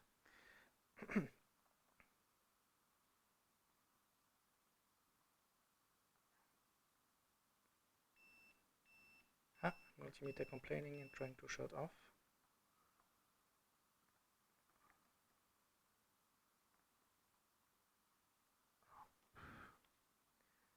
Which is fine. Shut down.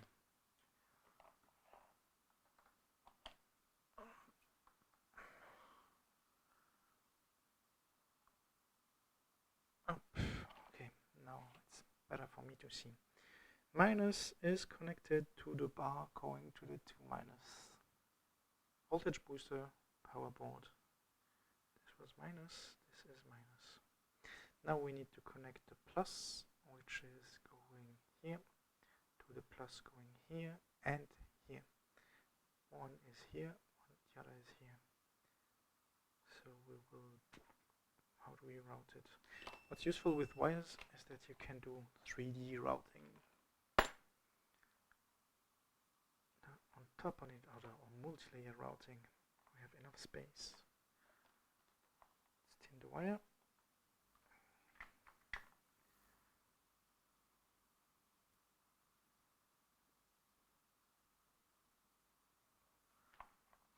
We could be switching ground. We are switching V plus.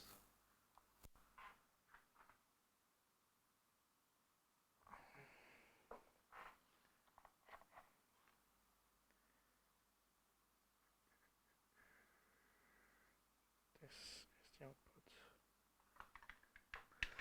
Hup.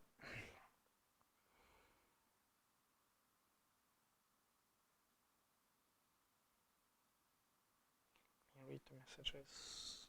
Yeah, you shouldn't be reading it.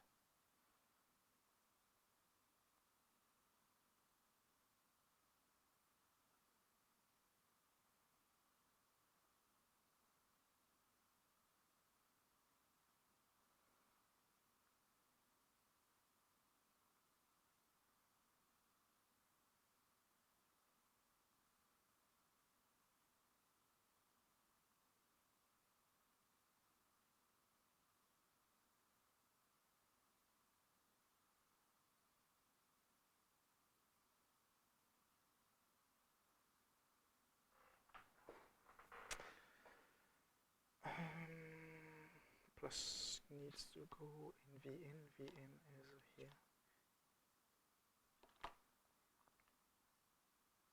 And then it needs to go here. Will we be able to strip the wire? I will try. Let's try to strip the wire without cutting it. Not sure if there's a special tool for that, and what I generally do is just strip on both ends and then cuts in the middle. Using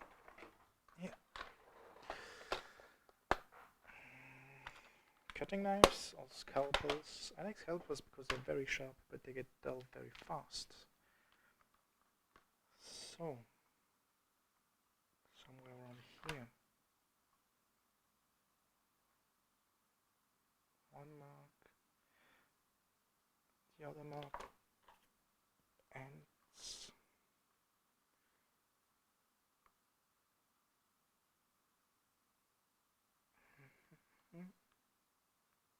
up. Ta-da! Now we can connect it here, and it is long enough to connect here. Perfect. Tin it. We tin everything.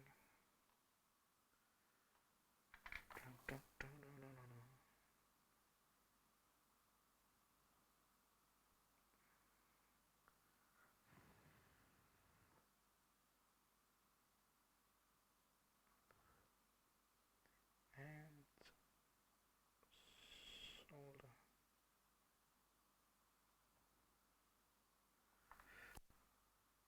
Yeah, it doesn't look. It is soldered, but I would like it to look better.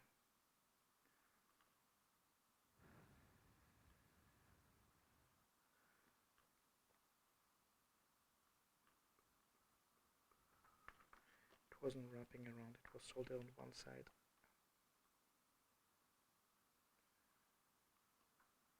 Now it is wrapping around, and it is holding firmly.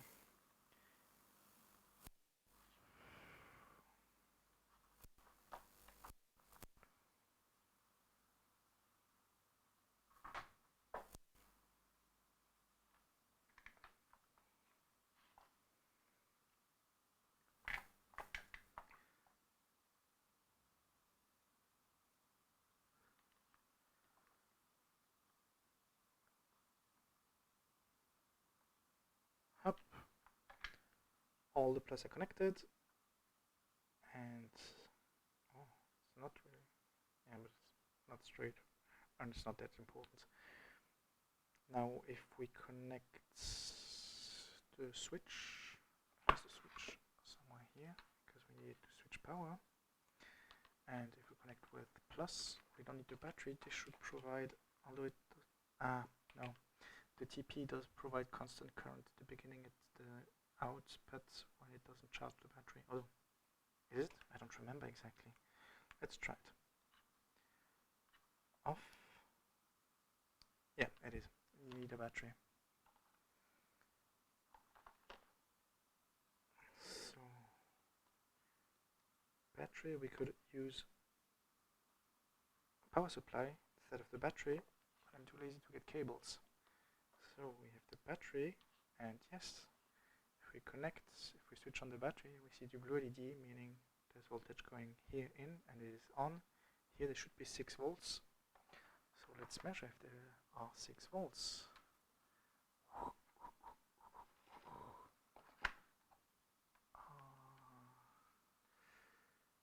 There should be, this way should be 3.7, something like that.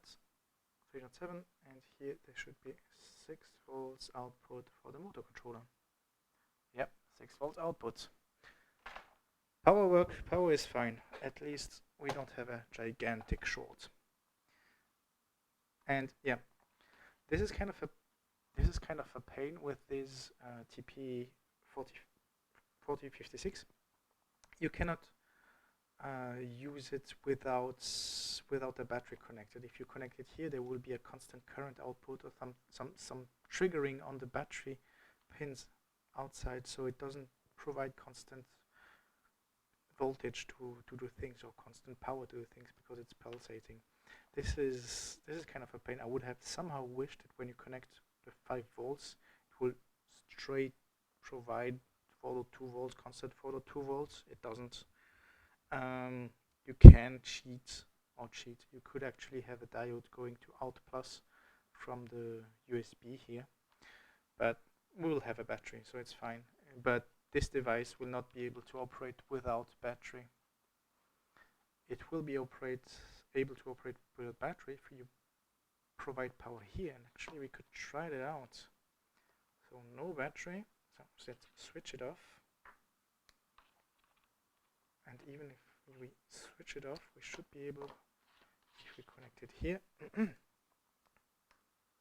yeah, so this is on, and this should be also at 6 volts.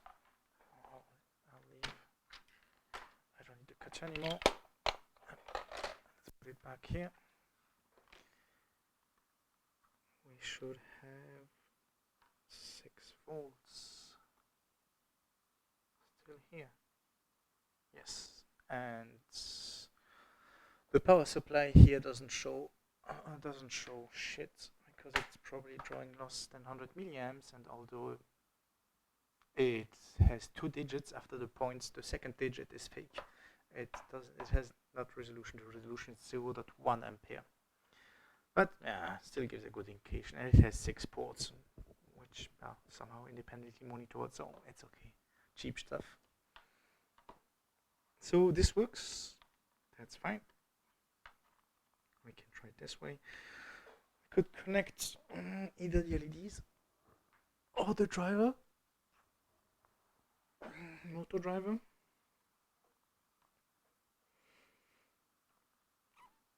Either way. Oh, this doesn't look good. But it's on the other side. Yeah, I told you the LED leads don't flow well. Well, everything which has flown on this side looks shit. But it connects good enough. So, do we connect the LEDs? Let's connect the LEDs. I think D5. We could remap the pins which are here and reuse the pins which are here, but we have long enough cables. So we don't need these cables anymore, because these are large cables. We will use a bit smaller one. I had it somewhere. Yep. AVG30. These are also silicon wires, but they are smaller, more pleasant to work with. So for the power, they would be able to carry 1 amp easily. I don't know how much AVG30 is able to carry. Probably depends on the metal, on the length, and so on, blah blah. But for short range, I think it would be able to carry 1 amp. At least here we only carry signals now. So we have red. Red is red, green, blue. We've seen it. Red is this one.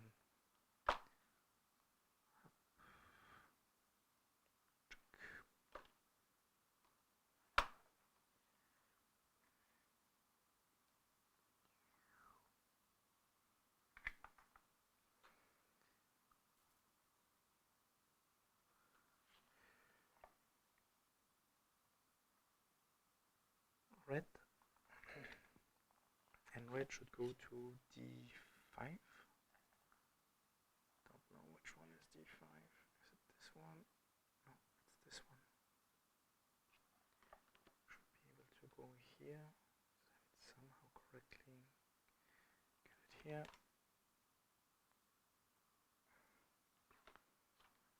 Strip, although we could actually use the wire stripper to connect to cut the cables.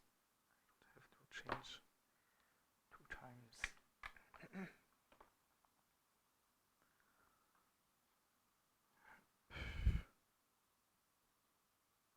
Up.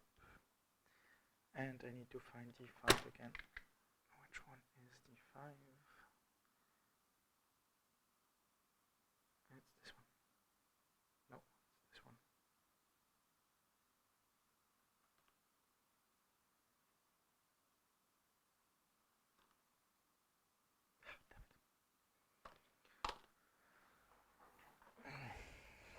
Normally I add some marker, but just for 1 pin. Seriously.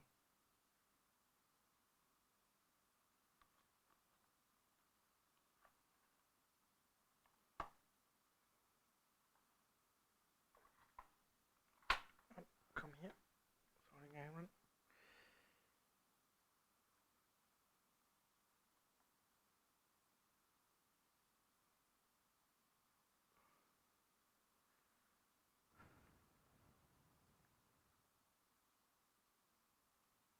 Okay. Let's check if it's the correct wire I've connected it to. D5. Okay, red is connected. Then we have common anode, green, and then blue. Green. Let's use the wire with the colors. We don't need to, just here to debug, and we can. Green. The green should arrive somewhere here.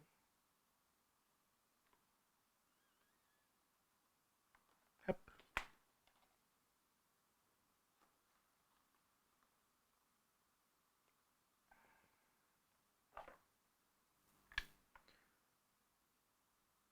Green.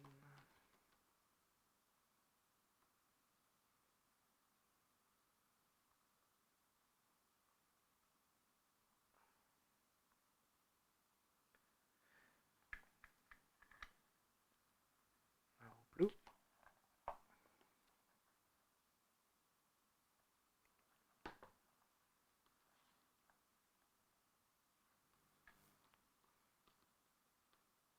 Come here. Blue.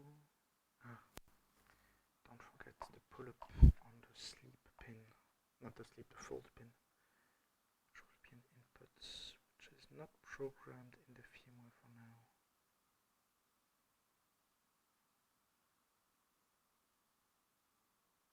Up. Blue will go here.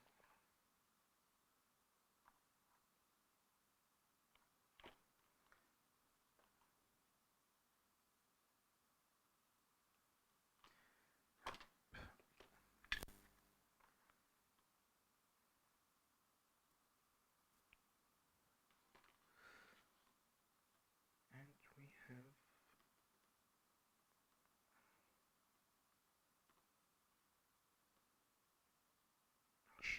oh, it was too short. Just nuts.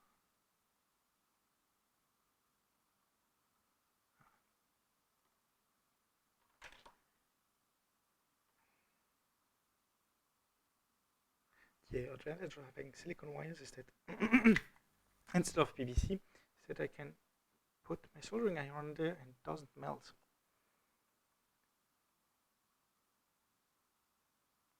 So I don't have to be too precise when I solder the wires and it still makes contact. Here. Blue, red, green, blue. If I connect the ESP, I should see red and green, but no blue because the output is switched off. Okay. The green, yes. The red, no.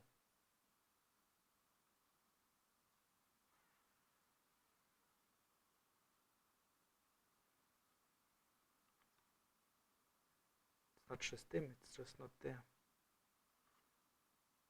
Did I switch? Is D5 not the red?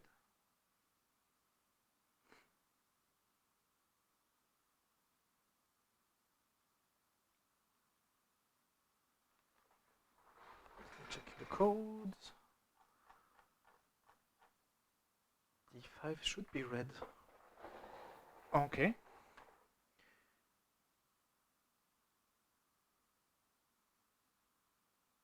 Is the red dead?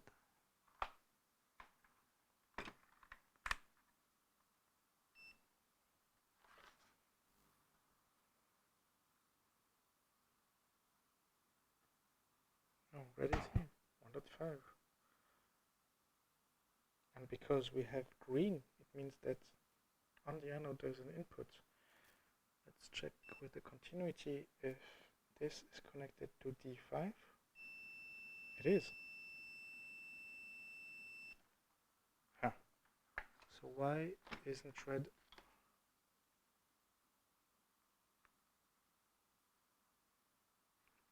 Oh, it is. It is just super faint.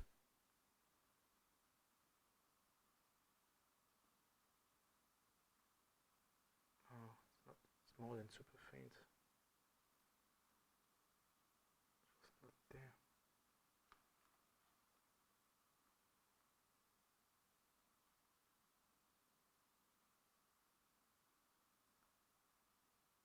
And also the board is not booting.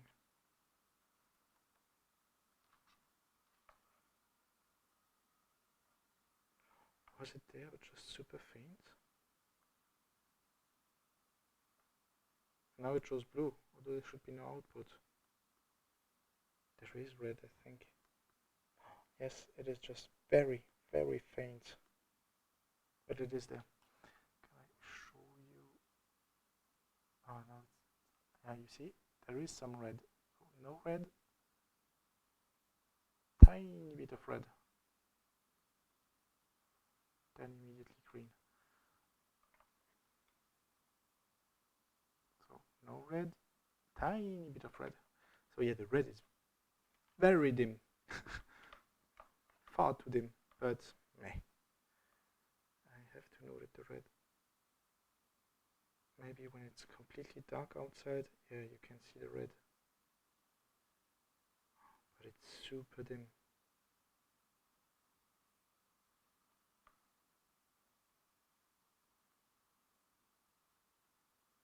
Yeah. Yeah, done is done. There I would probably put, instead of a 400 or 22K, I would probably put 10K on the red, so it is a bit more visible. Let's leave it like this. So the LED works, and now we can connect this. Oh, actually, I need the large. I need the large wires to connect the output from here to here, and I need this. Where is the AVG20? And from this to this.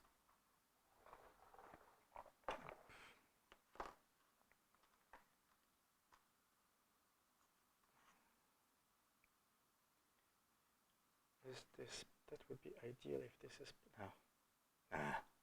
in one. Ground. Ground is on top, and here ground is on top. Okay, so that's at least a good start. The ground. Is it this way? This way? Yeah. Ground is the third one from top, and then we have VCC.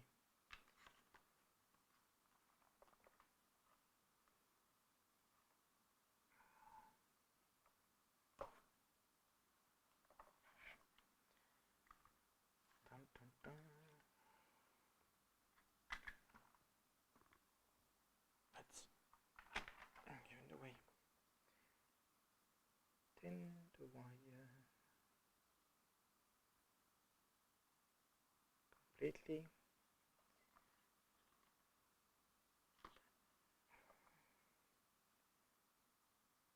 This is the ground output. It is actually the same as this ground, but it's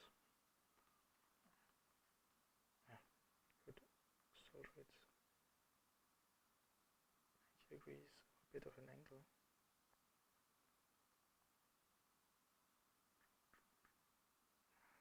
So it fits here. If I look correctly, let's do it a second time. This is this way. Yes, the third one.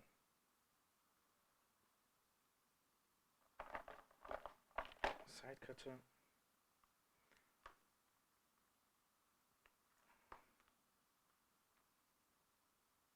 Third one.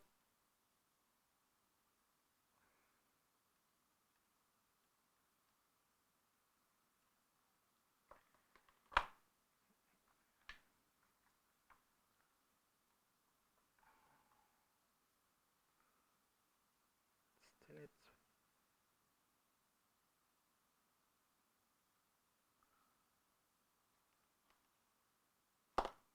Oh, here you see a lot of reflection. Meh. It's more important that I see what I do.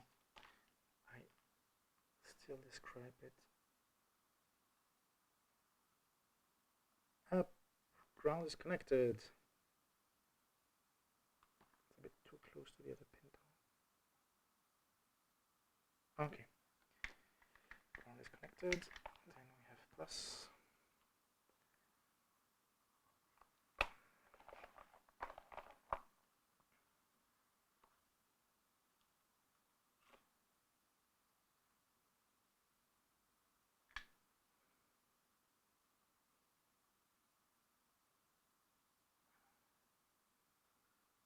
Up.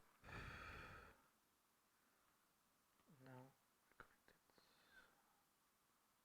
first here. Okay. Does it look good? Yes, it does look good. And we have connected here.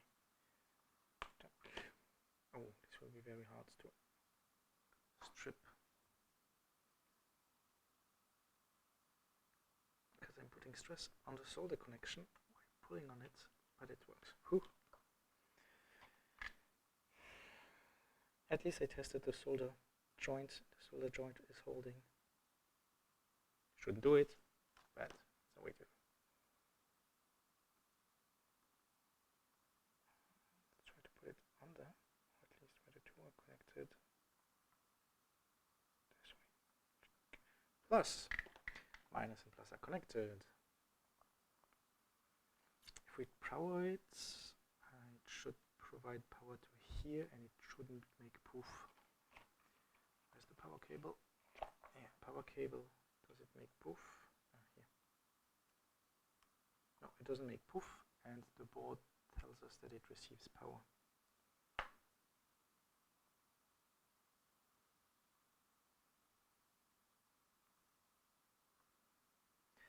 The outputs. So on USB, the plus and minus are on either side. I never know which side is plus, which side is minus, but I do have a cheat sheet somewhere there. But in this case, we don't really care because using the edge driver, we can switch polarity to have it headed clockwise and counterclockwise. What is out? Yeah, normally if I did it correctly, which I did put the out here. We use out 1, out 2. I don't know what J2 is for actually. Ah, I see it sleeps and it puts it to somewhere to a pull-up resistor. I think this J2 is if you don't want to use the sleep in, if you want to short it to probably VCC or one of the ins. I don't, probably VCC. So you can solder bridge here and it will always have the sleep on. We're still, in the firmware, we still have a sleep pin, so we can generally control if it switches off or on, although it's not really required, we have it now. Since we don't have plus and minus, because we can reverse, we will, on the motor, we will use blue and green. I don't know if there is actually visual deficiency where you can mix blue and green. I know about red and green, but blue and green I don't know, although they're not too far away. Good question. So first output, which you're just too near to sleep. No. Okay. We'll put it to the outer pin, one of these pins. Tack.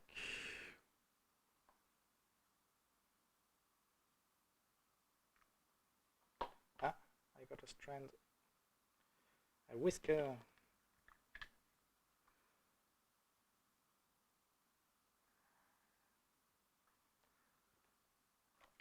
It's too small for my fingers and I'll get burned using tweezers. Up. One is connected. Wow.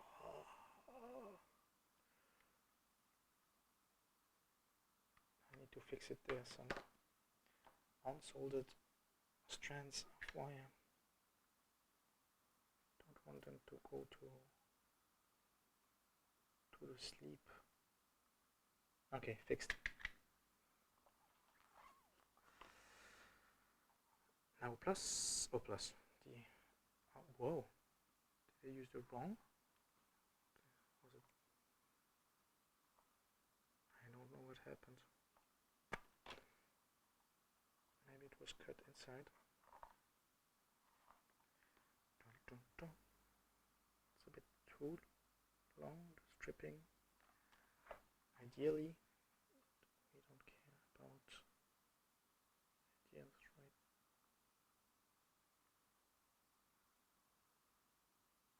Now, up. It's in place, it's soldered correctly, and we will put it to the pin 1 or pin 4 of USB. I don't care which one it is, since we will reverse it. We will change in the firmware what value corresponds to clockwise or anti-clockwise once I've tested it in situ in the clock. This is a bit short. Trouble be able to connect the wire. It's a bit longer. Up. Da -da -da -da -da.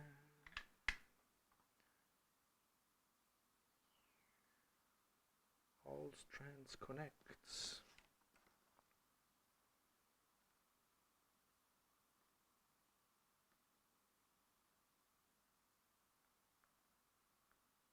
Up. There we have the outputs. This is done. There's only one last thing. And what is this? Is this a whisker?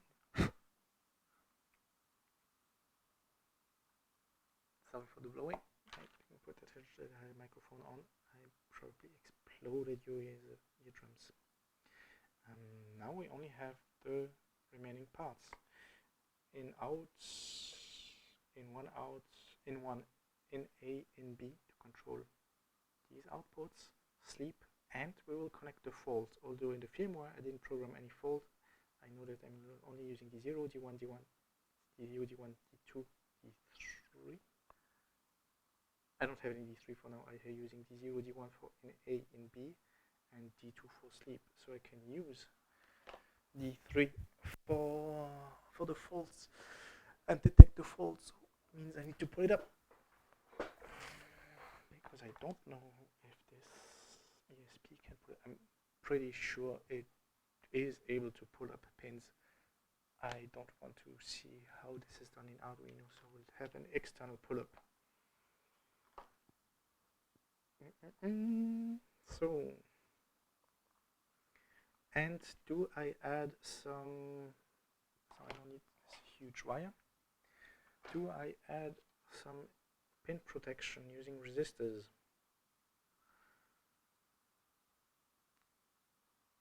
And did I blow one of these or the other? No, I blew, so the 8833, the two dual H bridge. I didn't blow a lot of them, but there's an alternative for stepper motors, which is the DRV 8825 and DRV 8825. I think half of them I've blown them because I've connected it the wrong way around. I think this one I didn't blow them up, but let's still add some protection resistors, inline protection resistors. And for that, let me get my resistor box. Up.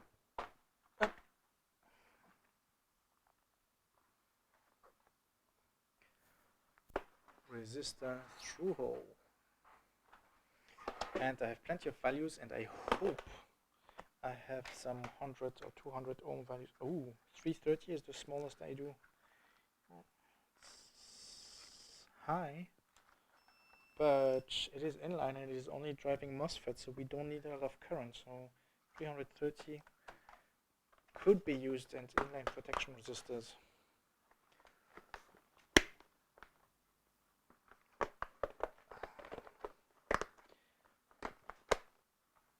I don't have hundreds. I need to order 100 ohm. 330 is still high, but there are MOSFETs.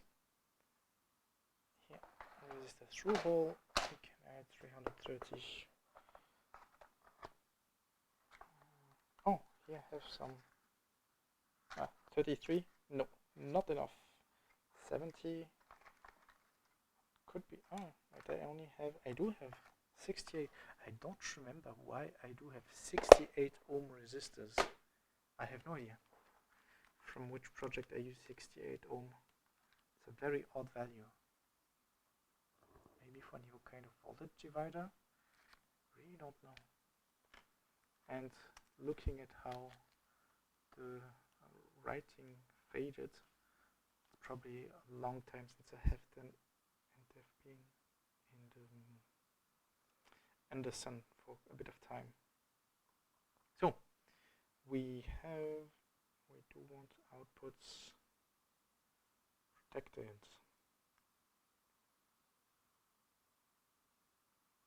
Will we do it this way? Will we solder them this way? Yeah, solder them this way. You are in the way. I'll solder them 1, 2, 3. Do we do it for the fault? The fault is just no. We don't do it for the fault. It's just not driving a gate. It should be an open collector. So we only need 3 of them. I don't know if the sleep is also driving a MOSFET, but still,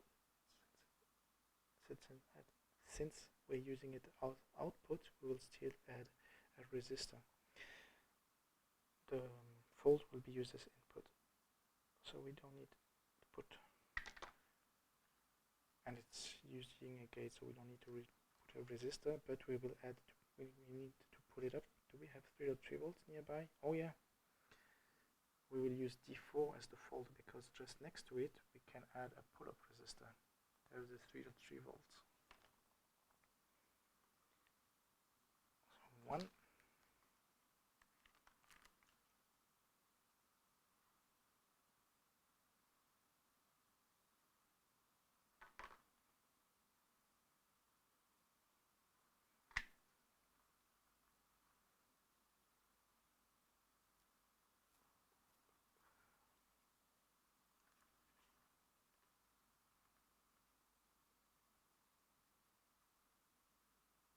Two.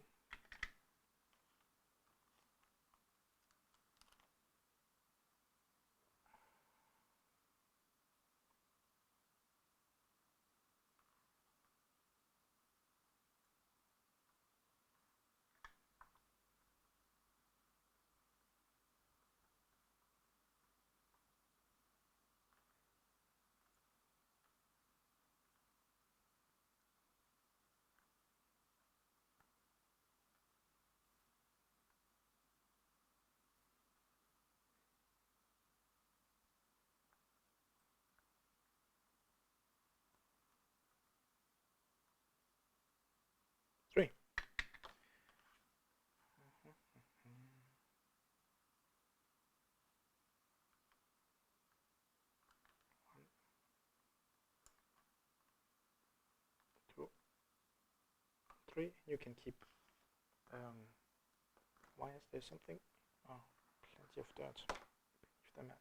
You can use the wire to create. You can use these leads as wires if you want to connect things next to each other.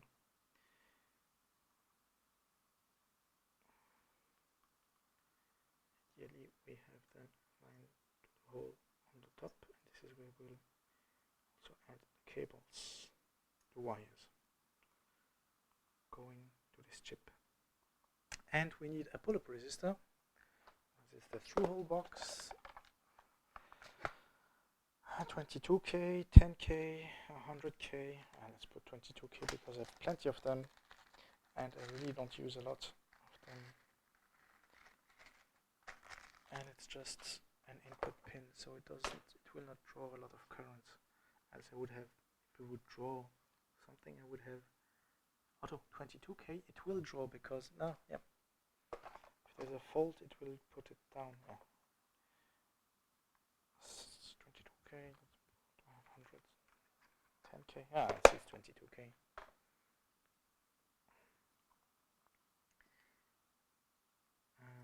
We need it on 3 volts. So this is ground, 3.3 volts. This is D something. We'll put it this way around.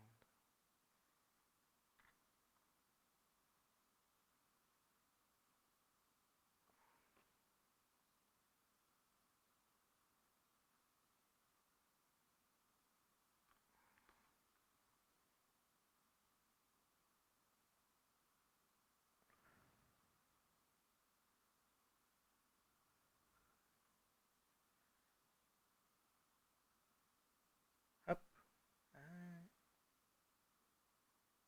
go all around the wire. Up 22 around.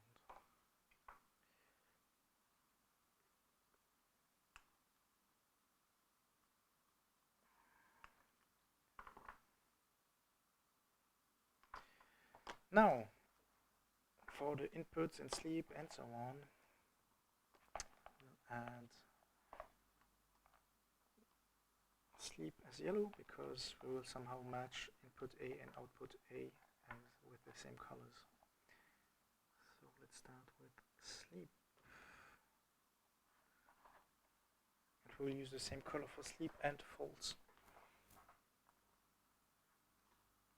which will be yellow since I don't have any white or something like that. 5th color. And red and black are for me reserved for ground and any kind of high voltage, any kind of voltage.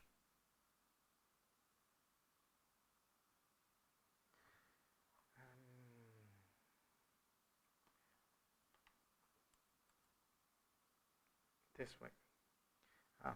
In this is fault. Wow, fault is on this side. Sleep is on this side. Okay. Let's start with sleep. I think sleep is connected with D2. Well, we can change it in code which one it is connected to.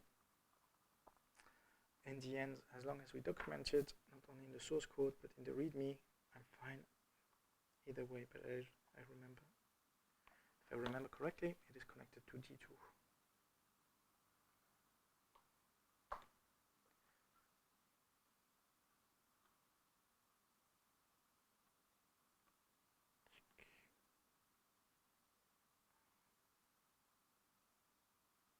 Up.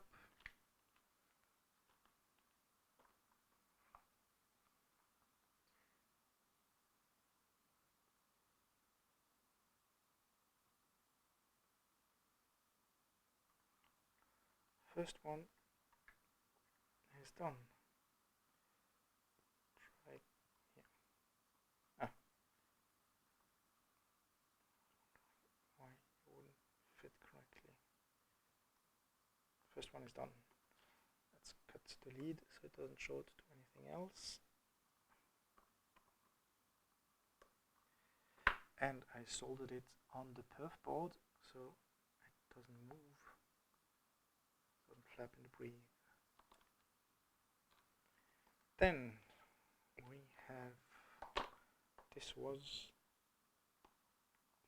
sleep. Now we have fault. And for now, that's a bit of a pain. The red LED is not very bright, so the red LED indicates an arrow, but it is not very bright. Maybe I will change this this resistor. I will see once it is in the dark where I need to mount it. Because if the red is not bright enough, I will change this resistor, because red indicates either it is not connected to Wi-Fi, or in an extension this board has a fault on the fault signal. If I don't see that this board has a fault, then it's not good. So, but I'll check once it's done, because the green is already bright enough, and the blue, I don't want the blue. I don't like somehow the blue colors shining too bright. This is fault. Fault pin. Fault pin will go here.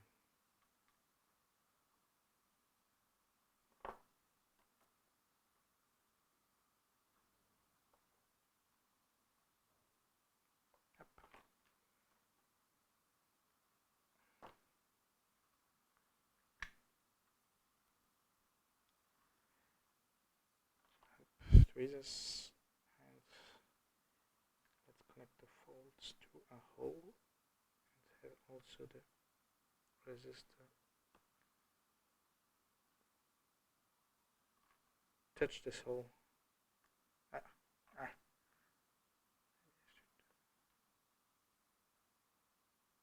Yeah, go in the hole.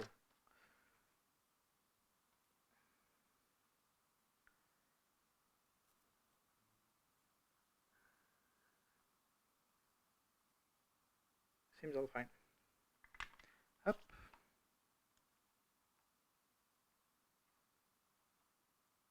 Can I go? No, I think it is too short. Yes, it is too short. But it's okay this way. Now I think that in 1 and in 2, these two, and out 1 and out 2. So in 1 is the bottom blue. Blue, let's start with blue. Let's start with blue. Blue. This is in 1, and I don't know and don't care if it's D0 or D1. Up. And since we want to have the wires somehow look pretty, although absolutely no one will see it. Actually, if we wanted it very pretty, this would go to D0, this could go to D1. Do we want? Nah, it's too late. But if we wanted to have it very pretty, then we would have this wire go to the first one, this wire go to the third one, and this wire go to the second one. Now it's too late. It's not too late, but it's just I'm too lazy.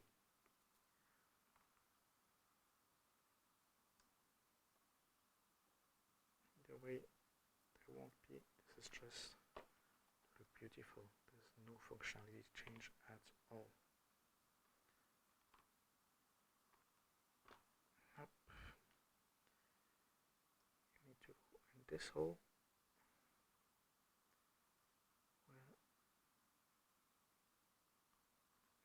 This resistor will join you.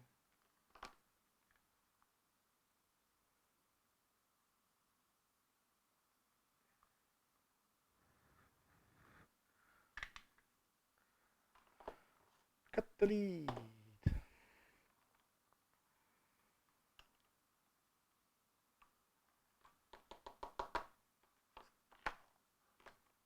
Last one.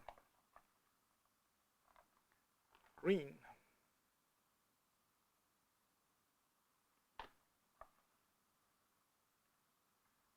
And actually, I do have. Maybe I can test it. We'll find something. We can test it. At least without the fault, because I have no code for the fault.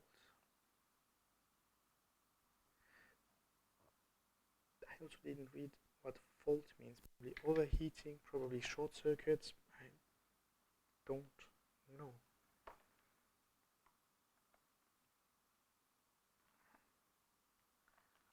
Green strip. Da, da, da, da.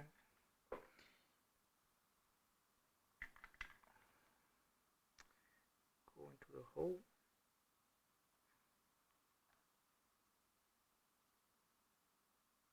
We have the thing from the other side. The resistor lead coming from the other side. Resistor lead in there.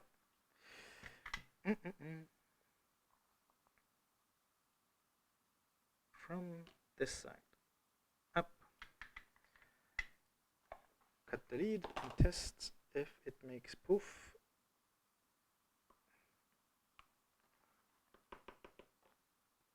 Now, doesn't look too bad, and everything is connected.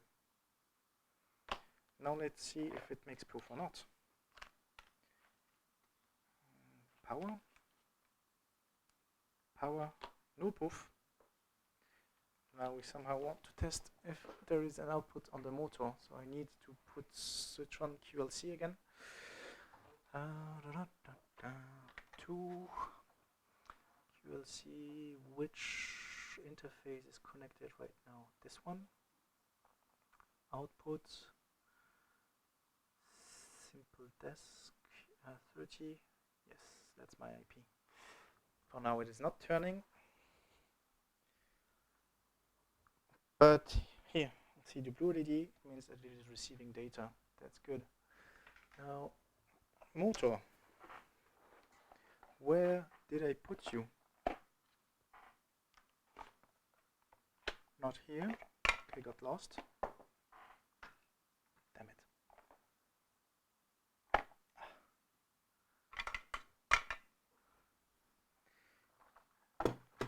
Now I need to find the motor.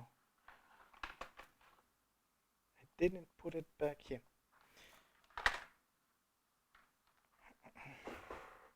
The motor box that I know. And the plastic is always gone. So I cannot show you if it's turning. Here it is. It doesn't work anymore. Let's get some new plastic.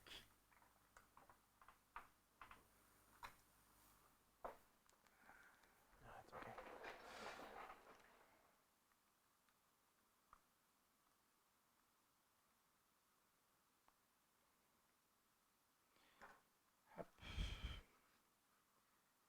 Again, we don't care what is plus, what is minus.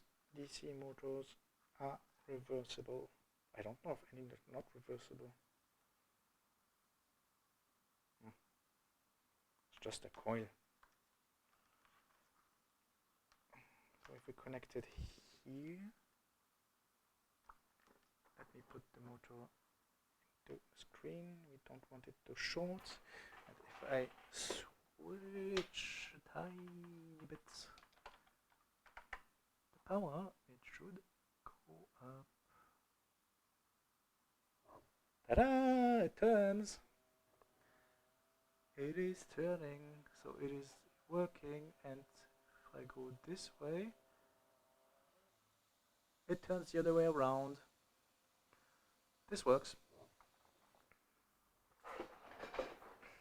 Perfect.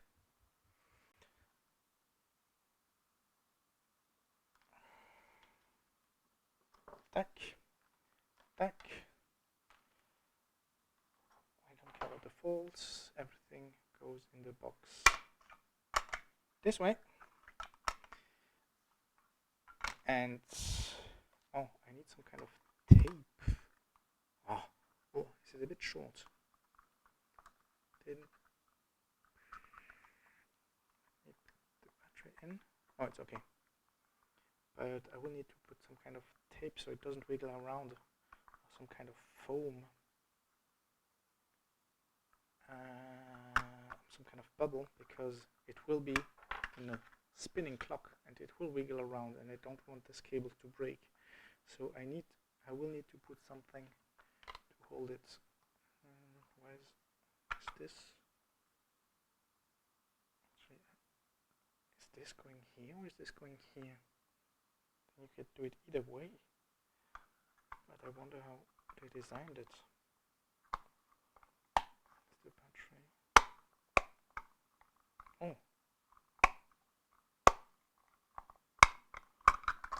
that I didn't expect. I didn't put it completely. This trim pot is putting the battery too high and I can't close the case.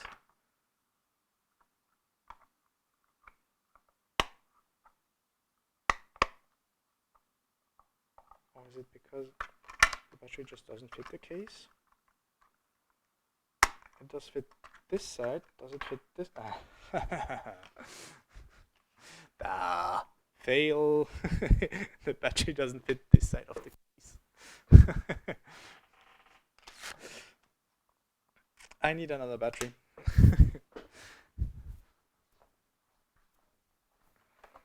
Yep. Battery box. Plenty of salvage batteries and all kinds of things. I still want kind of a large battery. Yes, this is large enough. Is the capacity typical 2000? It has more capacity than this one because it is thicker. Okay, I don't want it to be thicker. I already have a prepared battery, but it has the wrong connection. This has a pH connection, so we'll use something else, something like this. Long. What's the capacity of this one? Is it written? Am I just blind? 2012. It's an old battery. I don't see the capacity. Here. Typical 1500. This is 1800. Yeah, it was 1800. Does this fit before I do something wrong again? This fits here, but I really need... this is kind of a pain. I really need to put some foam or something like this so it doesn't vibrate too much. Can I close the device? No. No. Okay. I need a battery which is just as large as this. The coil... if I put it here...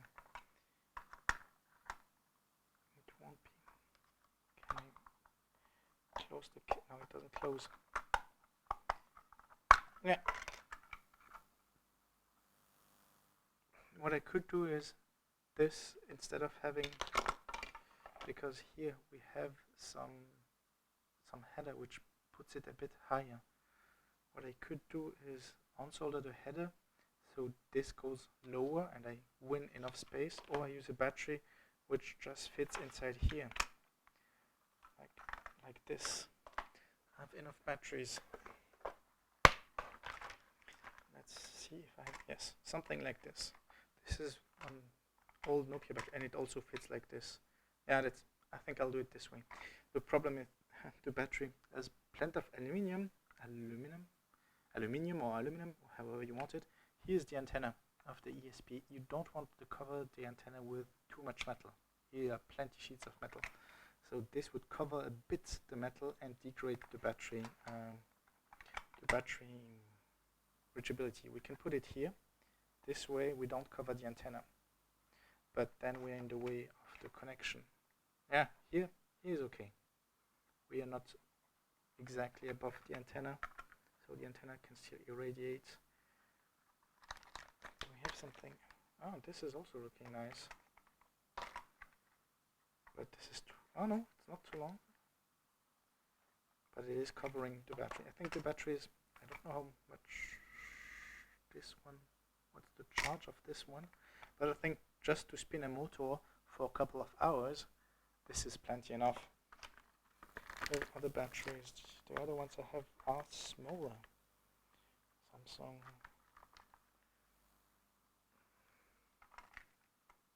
I think this one has even less capacity.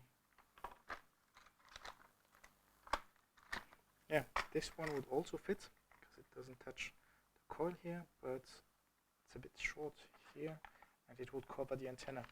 I don't want it to cover too much the antenna, although on the other side there are holes, but this, I don't know if these platings are any kind of Faraday cage, although they are not connected to ground, I don't know.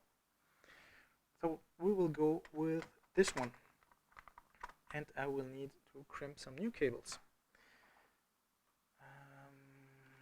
How did I put plus and minus? I should write here plus and minus. This is how it was intended, means this is plus, this is minus. Let's get a marker.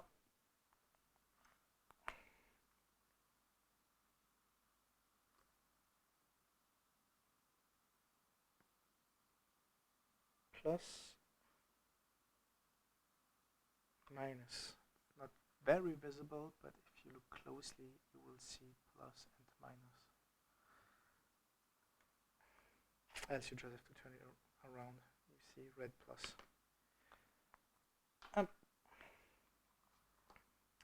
So we need to crimp cables again. And solder them. We have to solder on this side. So let's do that. This goes here. The battery box. This also goes to the battery box. First, let's try if it closes.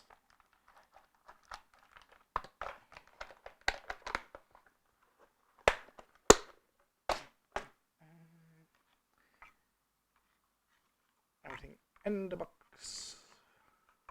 Up. This way. Does it close? It does close.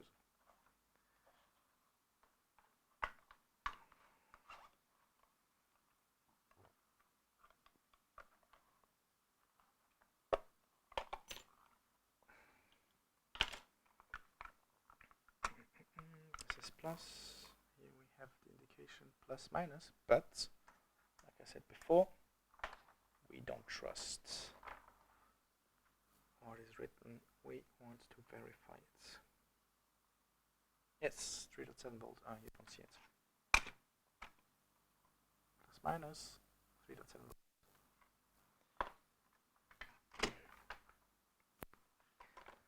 Up again, the thick wire, although I'm not even sure if this thick wire would fit in the XH connector.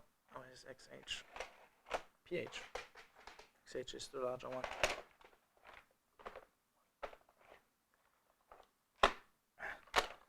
Too much crap on this table.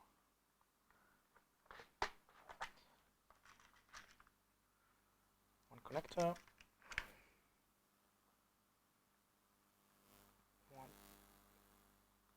Two of these pins. We can actually crimp before we solder. Maybe not for crimp. Here AVG30, this is here. We need to go from here to around here, so it's not very long. This side, red and black.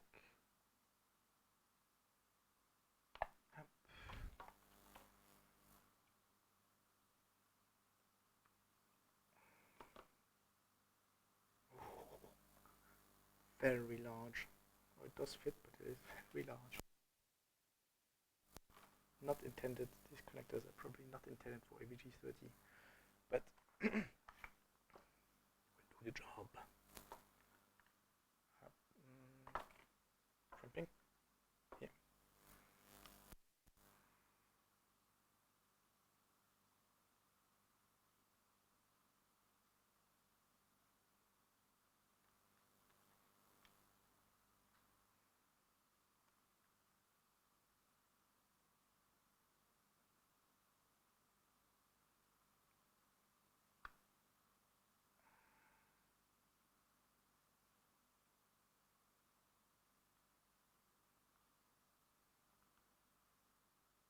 Looks good. I will still solder them.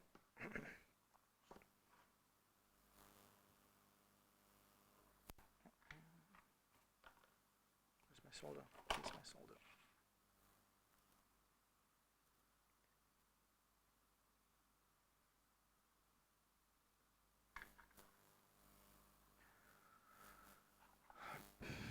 On the side.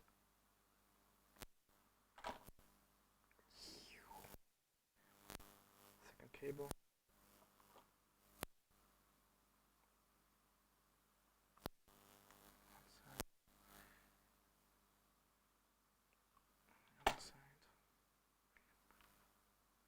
Some whiskers here, yes.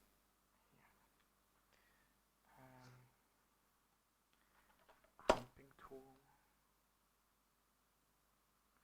I'm putting it into 1.3 millimeters. Slots on.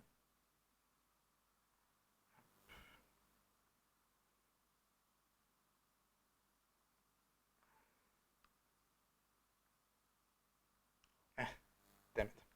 I didn't do it correctly. I didn't press correctly. One of both.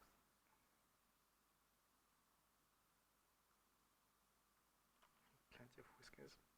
We'll have to remove them. And then into 1 millimeter for the second stage. Up.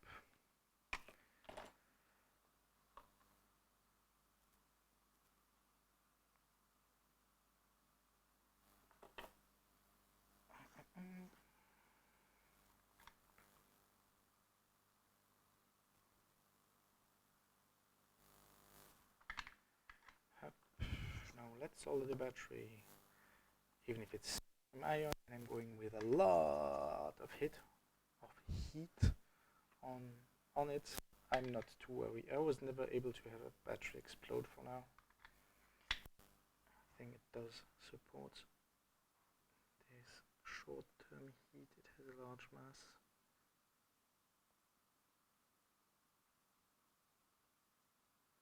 Plus minus. Let's thin these cables so they solder more easily. One. You don't see anything of what I'm doing.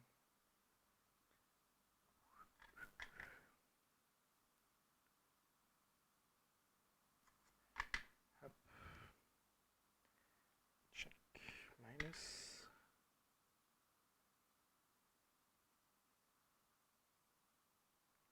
Holding. Plus, it is not well tinned, not completely to the other side.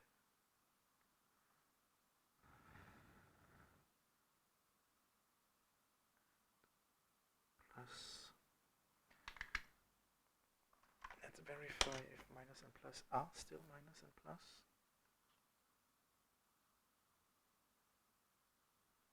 Come on.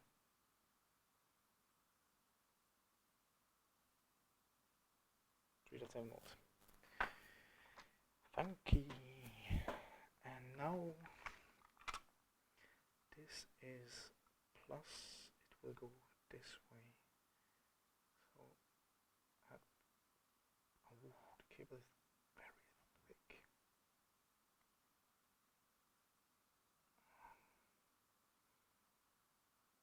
Poof. Just went inside, but the cable is very thick. Plus minus, if we connect the battery. Up. And the switch. Where did I put the switch? This I don't need anymore. Go out of my way. Damn it. I keep losing here stuff. Up, switch on. Yeah. We see here's power and here's power too. This works. Can we close the box? Not yet, but not with the switch on. Can we close the box?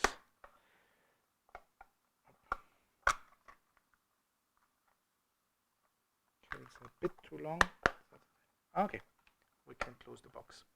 And with the cables being a bit too long, they put kind of a pressure on this side and hold it together, which is good. Up.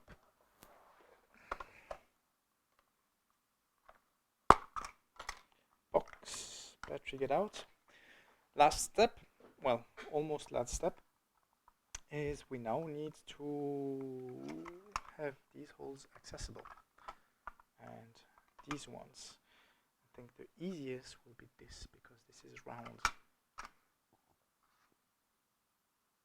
And what I love with round is that you can just use a drill. I think it's 5mm. Let's get the 5mm.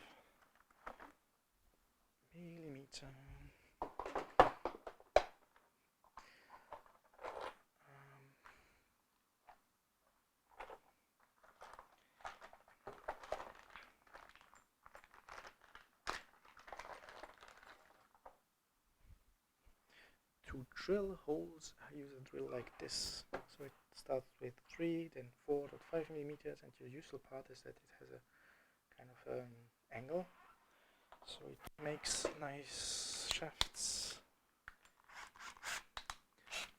This tool, can I de-zoom and get out of, because now we will make large modifications. We don't need this anymore.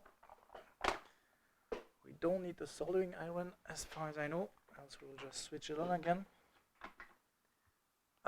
This, you could probably see it here. This is a small IKEA drill. It is pretty expensive. It is small, nothing powerful, but for drilling small things and for tapping and for screws, it is plenty sufficient, and I like the feel.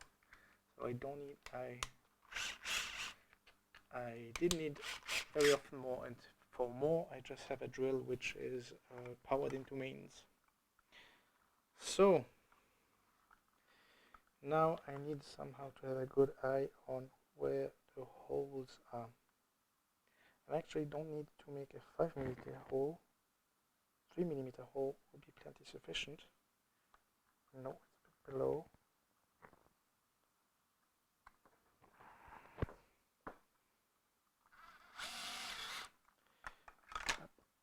3mm hole should be sufficient to see the light.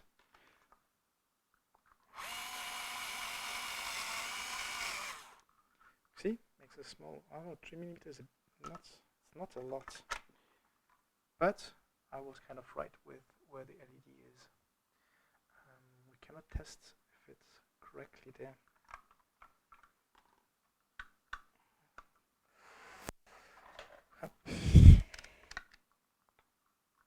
And for this side, you could actually use a tool like this. I don't know what it is called.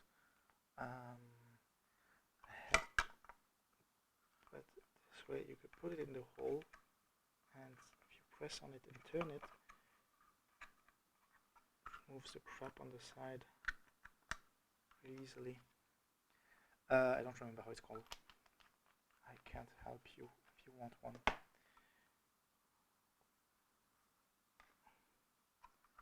Nice hole. Now,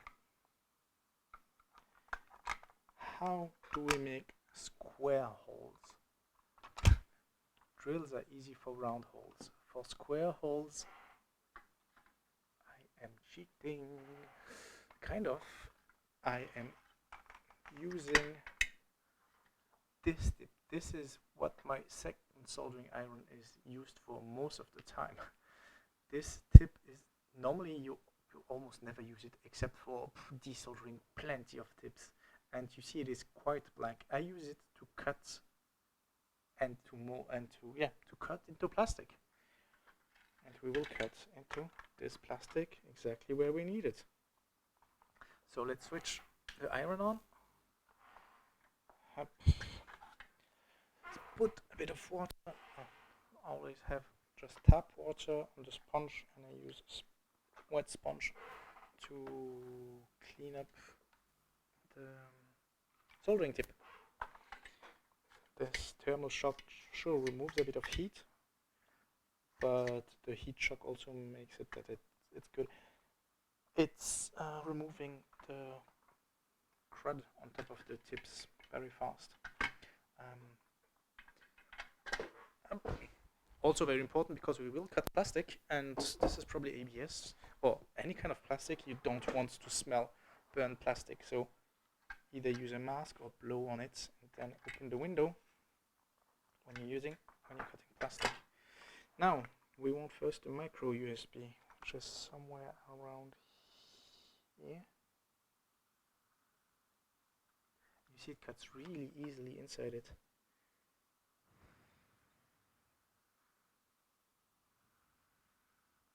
For now it doesn't look good, but we can always clean it up a bit later.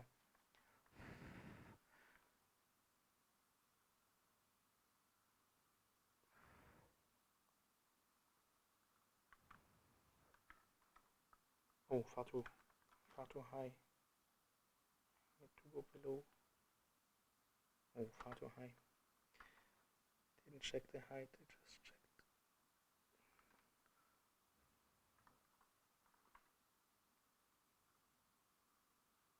This is if I do one-offs. If I do more than just one, I will use my laser cutter. I have a stencil to cut exactly at the same point, but just for one-offs. This is plenty enough. Let's wait a bit until it hardens. And where is it? Oh, damn it. I'm starting to get too much stuff on this side.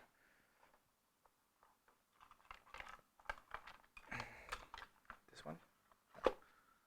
Oh, yeah. Let's use this one to remove this crap.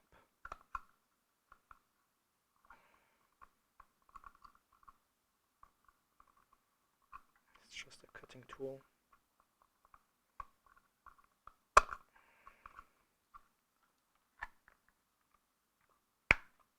It's a bad cutting tool.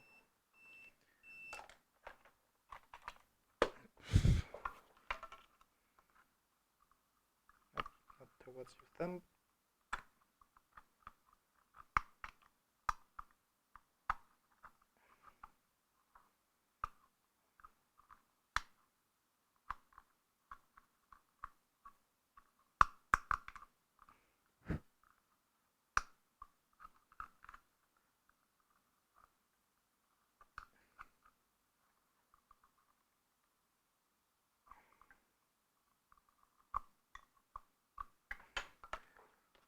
Doesn't look perfect, but it's fine enough. Come on, it's a prototype. It's a one-off. Can I put a micro USB cable? If it's there.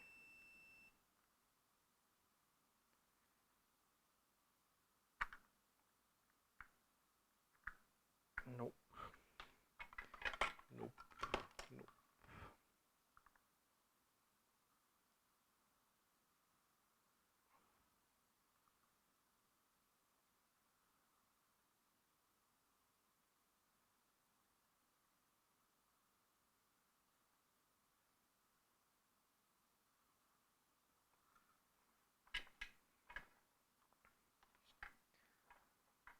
Up. Now it should be fine for putting and setting a micro USB. Sure, the hole is far too large.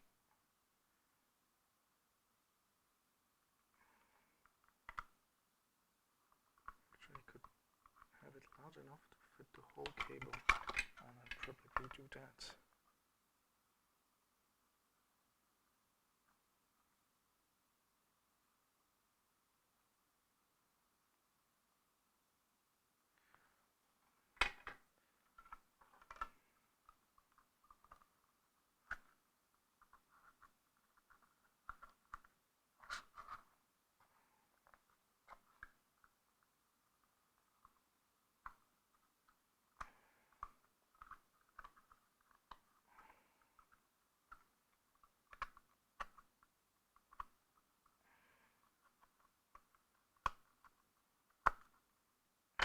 Up. Up. Does the cable fit? Not completely.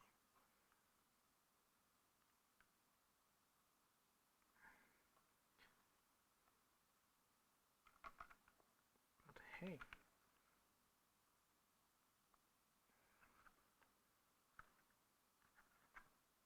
still need to make the hole a bit larger so the whole cable fits more to the right.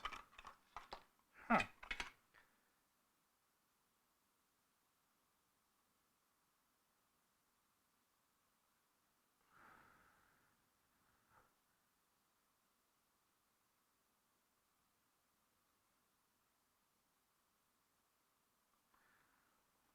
Large hole, but good enough.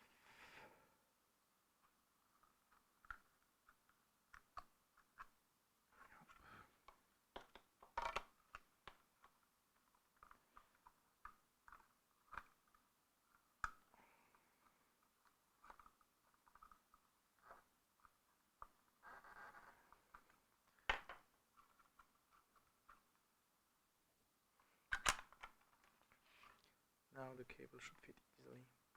Yes, it does. I didn't put the screws in. Should be a bit more to the left. Yeah, needs a bit more to the left.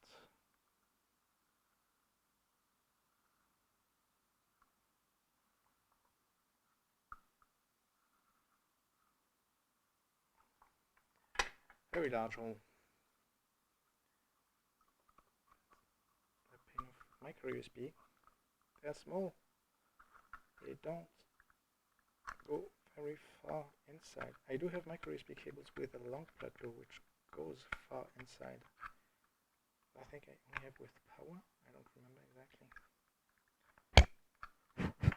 And to make it very clean, what you could do is, I don't know, use a file. That's a wrong one. This is for stone.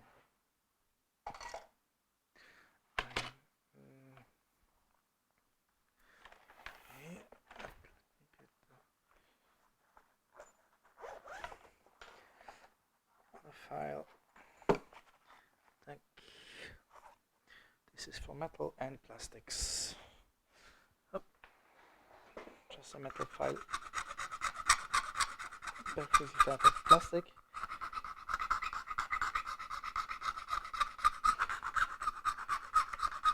And this way you have very nice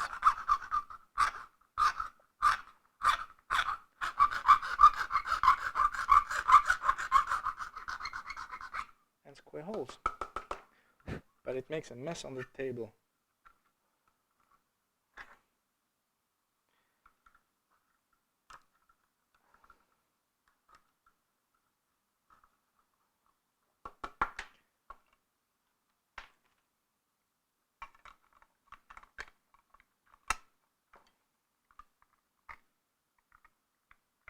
Yes, nice.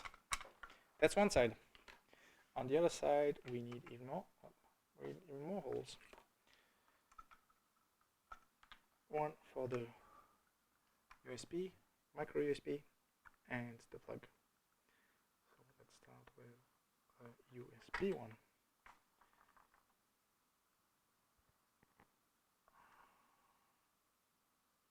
So here, here, below, we'll see somewhere around here.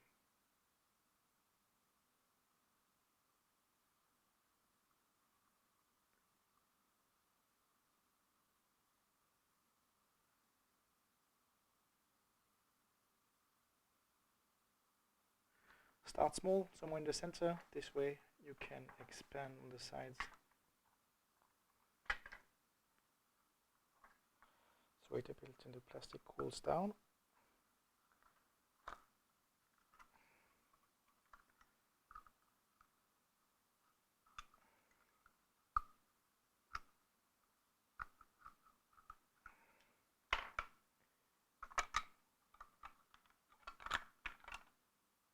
Not bad.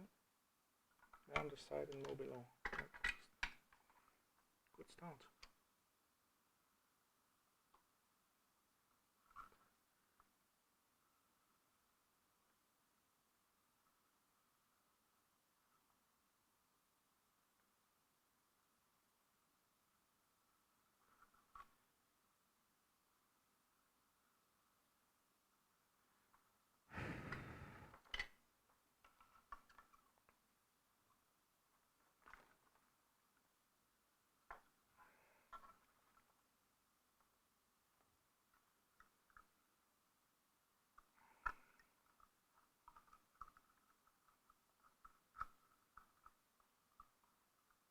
Oh, damn it, I'm damaging the box. With markers afterwards.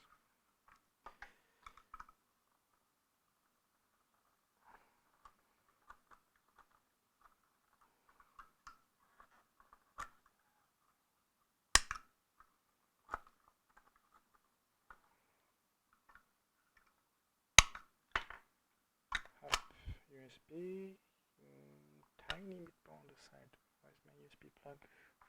Yeah, a USB plug. Tiny bit more on the right side.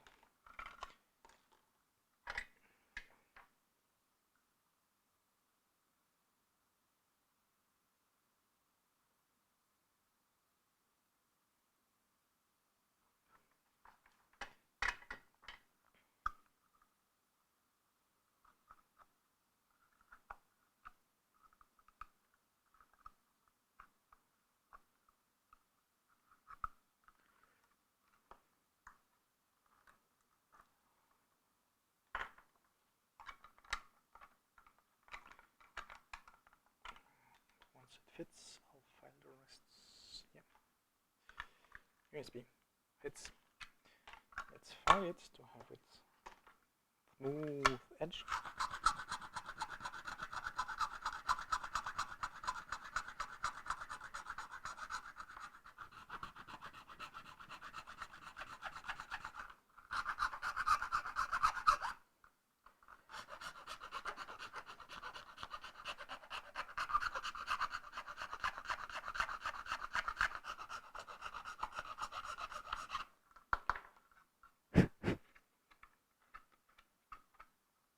Nice, smooth edges, and I would be surprised if it doesn't fit, but we still try. Fits. Now micro USB. Almost finished. Only 2 holes remaining. Micro USB.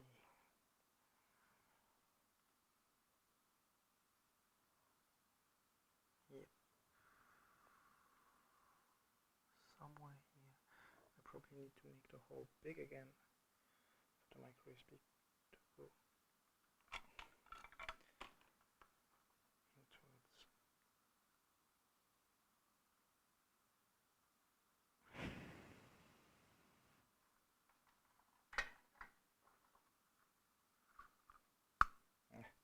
Cool down.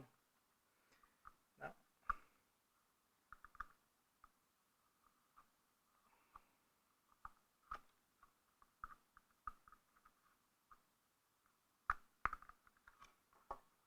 I hope I don't have to make it as large as the other one, because that would ruin the box at this point.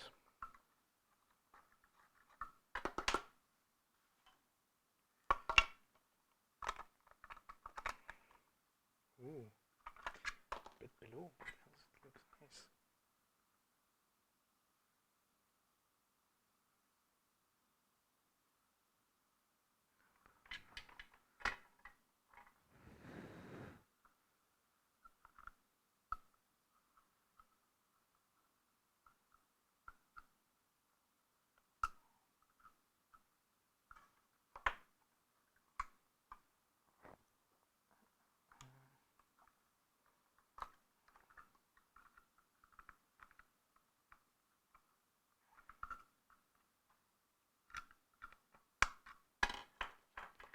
Up. Micro USB, can you fit to charge? No. Damn it. I hate micro USB. Oh, it does fit. But I'm not sure if it fits even. So here are the screws. Can I have to put it more to the left? Make the hole more to the left.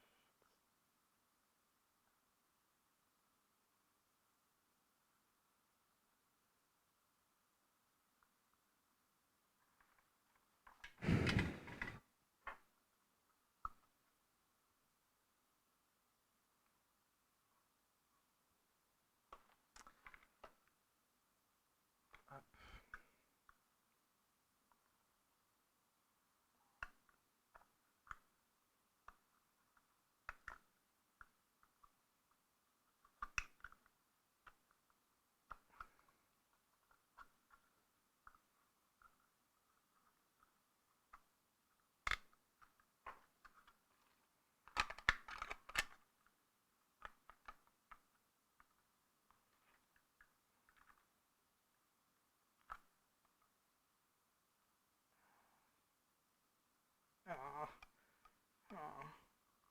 will make the hole complete, so it does fit. Damn it. Let's mark it.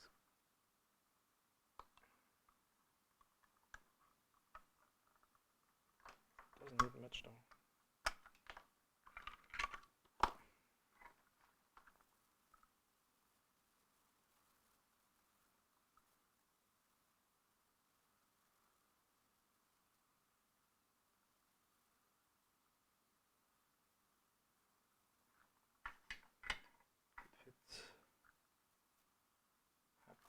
Cable fits inside.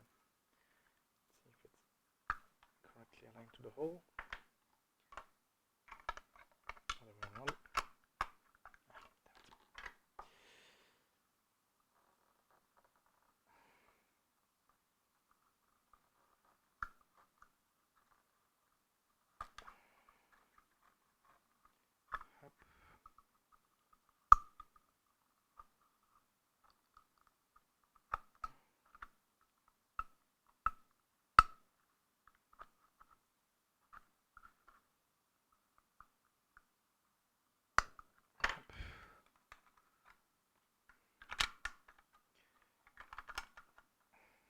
Looks a bit ugly, but if it works good enough for, damn it.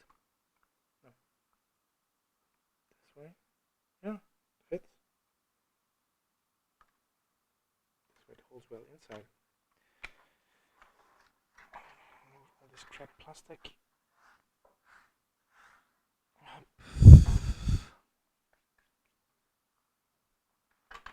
Last hole. Switch, not the console.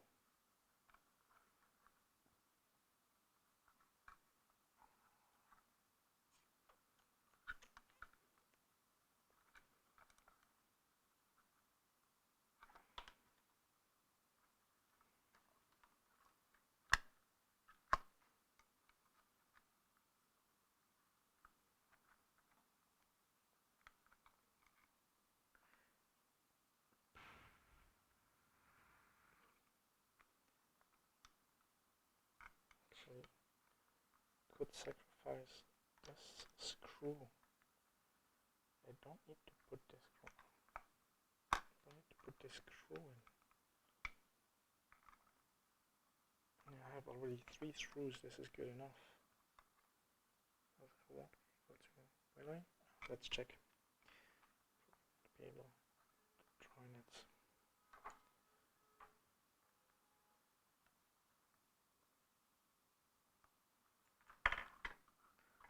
Up somewhere around here. Oh, I didn't clean up the whole the file.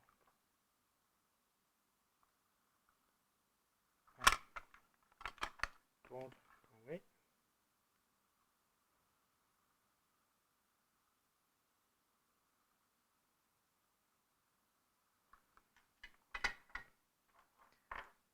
While it cools, let's clean this hole.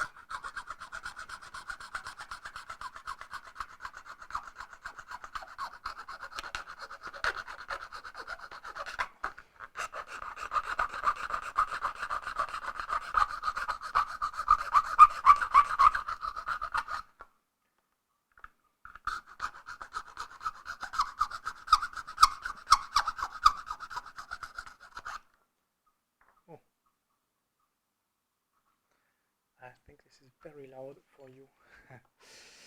Sorry for that, I didn't pay attention. I will mute next time, I'll use the file.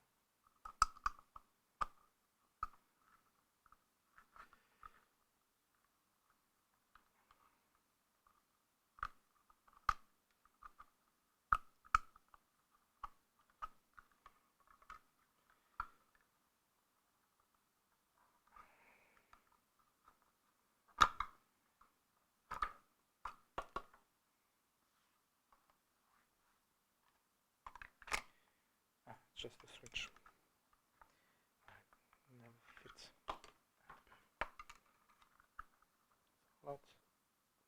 Lots bigger hole. Yeah, probably sacrifice.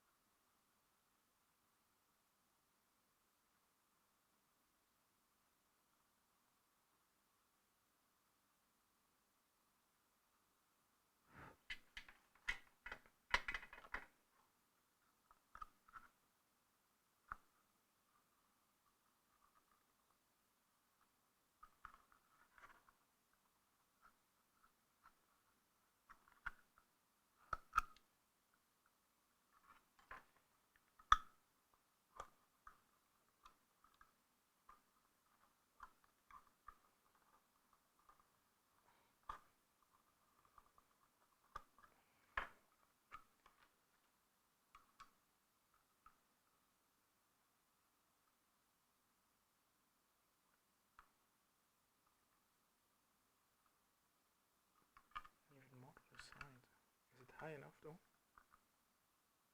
Seems to be high enough. And maybe one more side.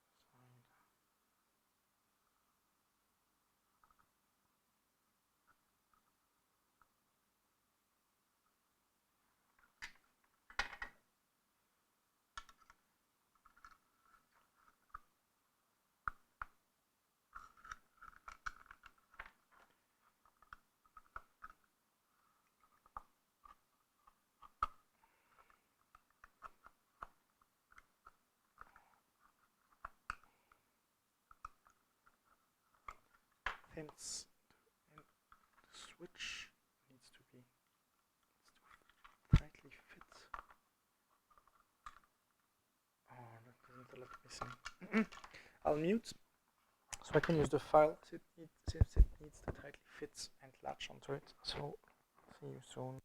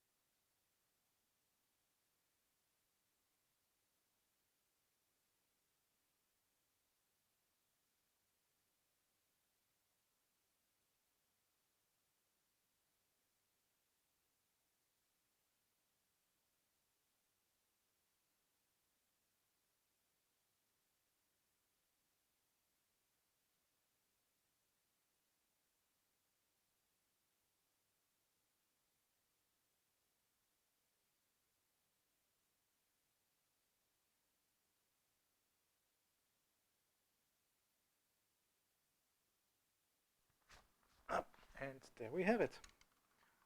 Switch fits. I think I don't have access to the screw, and I hope I have enough place for the board. Yes, I do have enough place for the board, and not sure if I will have access to the screw, but I still have 3 other screws, which is plenty sufficient to hold it in.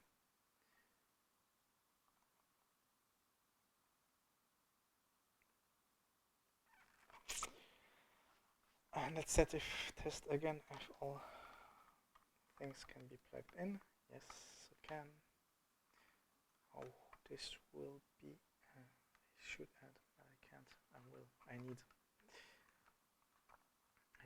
to add some strain relief here because this will break off very soon.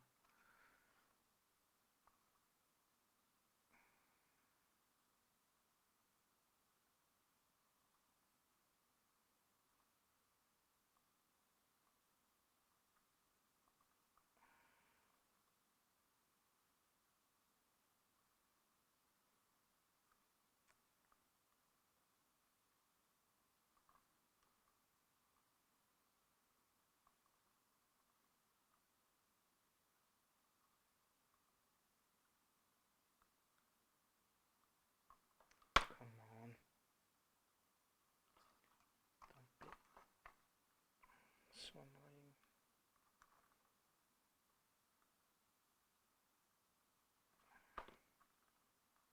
One.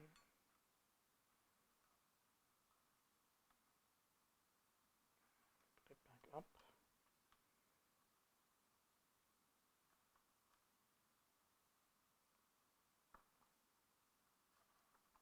I thought I get it.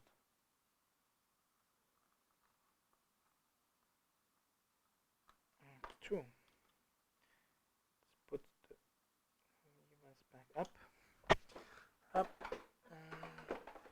here we will add some shrink tube.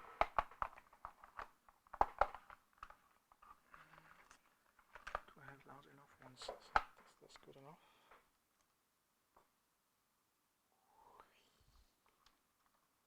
Yes.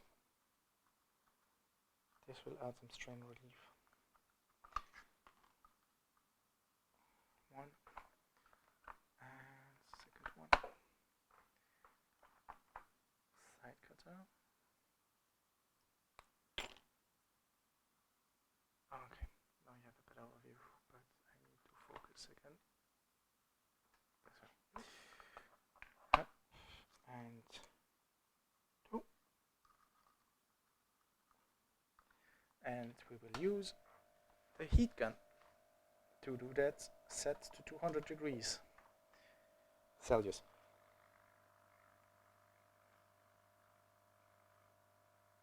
You could use also a lighter, but heat gun does really a good job.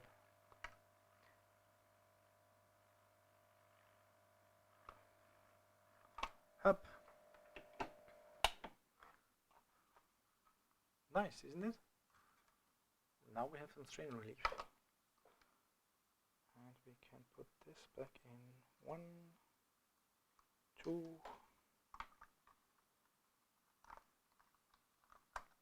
This. We need to add some screws. Screws.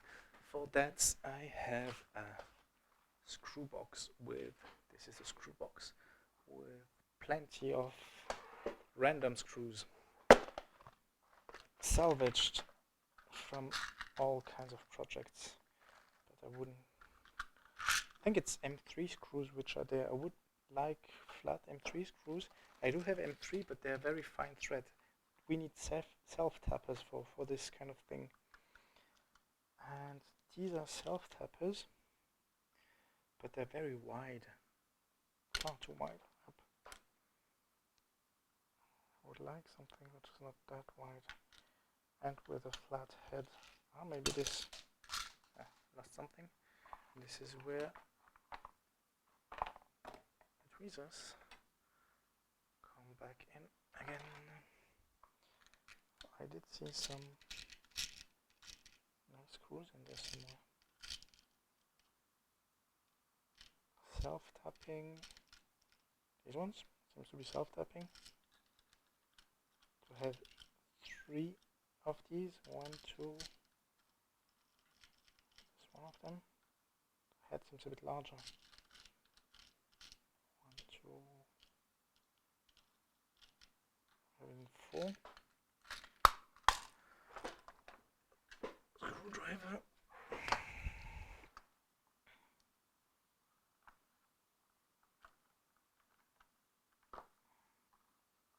That's the wrong screwdriver for the job. This is the right screwdriver for the job.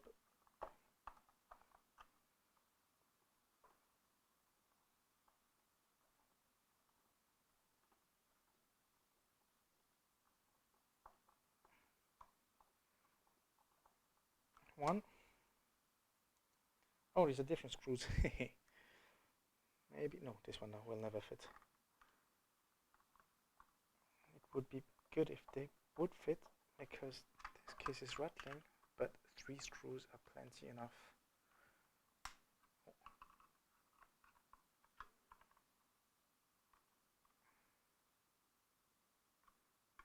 2. Let's screw this one in. 2. Let's put the third one. Yeah, they're different screws. Does not matter.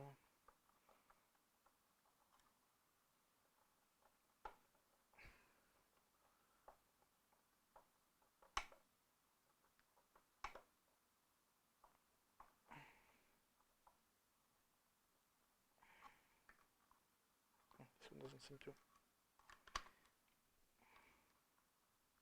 I want to tap into the plastic. Okay, now it does. No. I don't have access to a third one. We'll leave it at 3. Probably this is why there's a fourth one, so you can only use 3. Screws. No use here.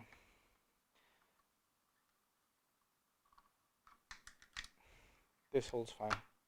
Now, last parts. This is the connection. We need something for the battery. So this is the battery. We need something to fix the battery. For it to not wiggle around too much. Do I have some kind of foam pad thingy? This is too large foam. I thought I had some. Oh, I do. Don't know where I had this. I think this is for doors. This kind of foam should do the job to secure it.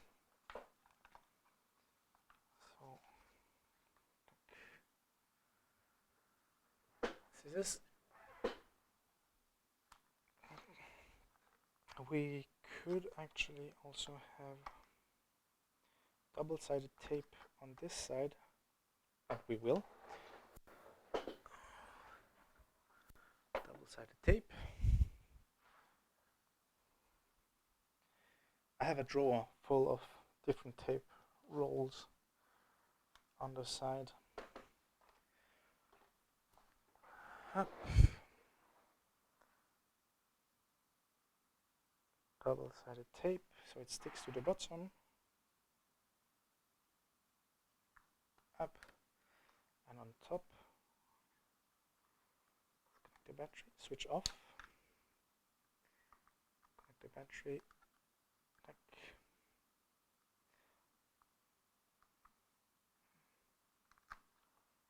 Does stick, that's good. Foam, no, it's probably a bit too large. On this side, let's see if I can still close the box. This will be mystery. Oh no, the 2 tapes are just too much. No. And 1 tape is too much, it seems, but I did manage to close it before.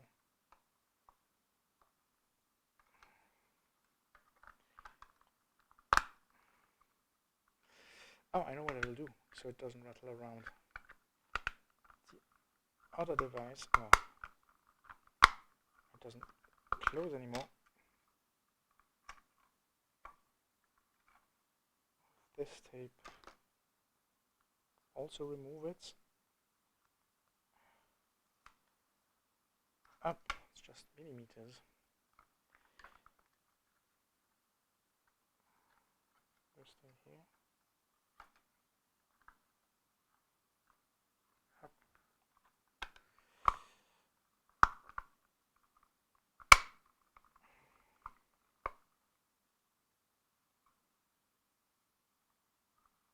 It did close in the past though. We did try it.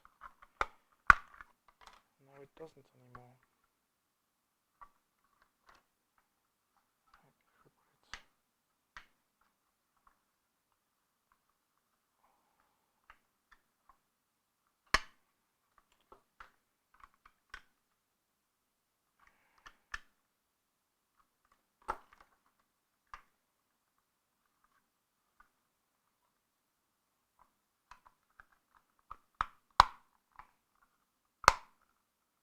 Ah, there's a mini badge, but it does close.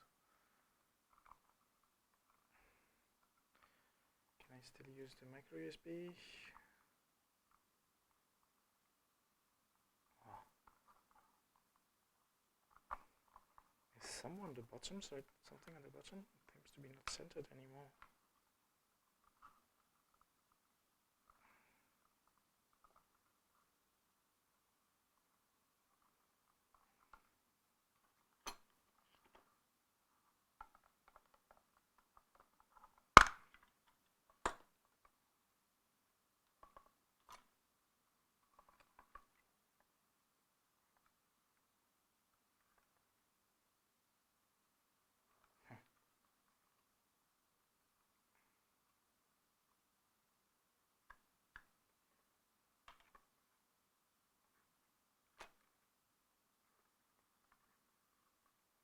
not flapping though.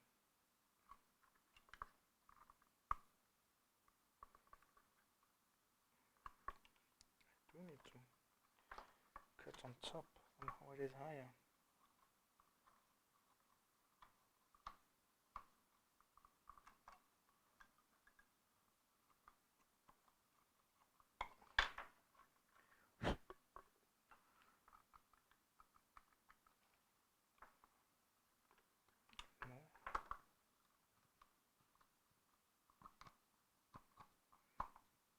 Let's prepare the last trick so the battery doesn't move around too much.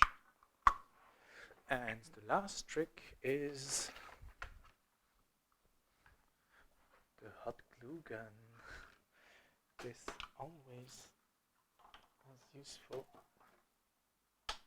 Now, this is on. It requires some time to heat up, but hot glue is magic. It fixes a lot of things. Although it's one way.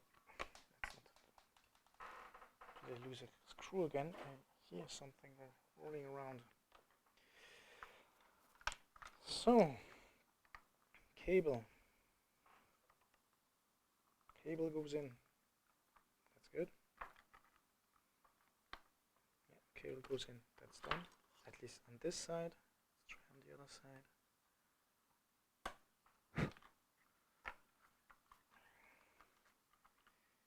Cable goes in on the other side, and the last cable, the normal USB cable, which has disappeared.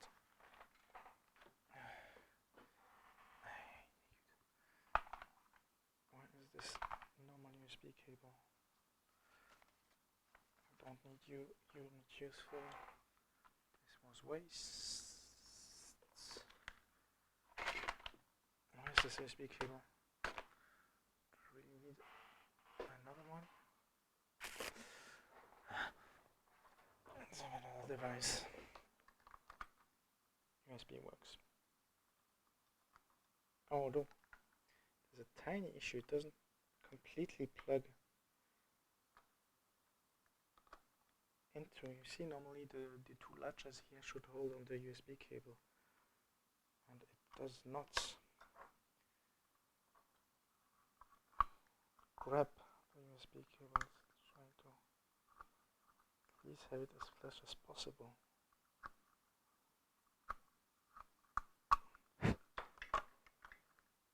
Yeah, it doesn't completely hold to it, but I think, at least not for this one. Maybe if I find a cable again, it does work. I do have thousands of cable here. Okay, on other cables it does work. It really depends. So this is holding on. We see the glue is starting to melt. Let's try if this still works. If yes, we will close it. I need to take pictures. But it's on this camera. I use this camera to also take pictures. Actually, I could. Yeah, I can still take pictures. Oh yeah, box is almost flush. So let's take pictures with the same camera you're looking at.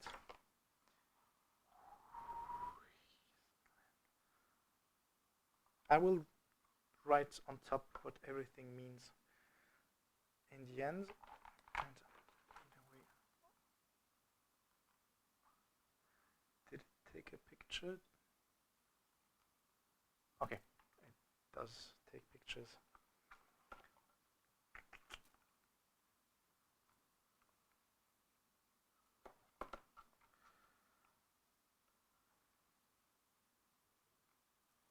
Every time you see a flash, means that it is take a picture. Pictures are good for documentation.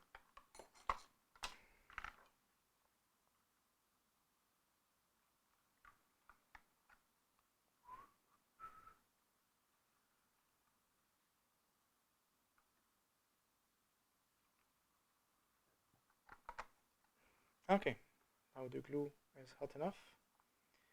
We will glue it into place. Up.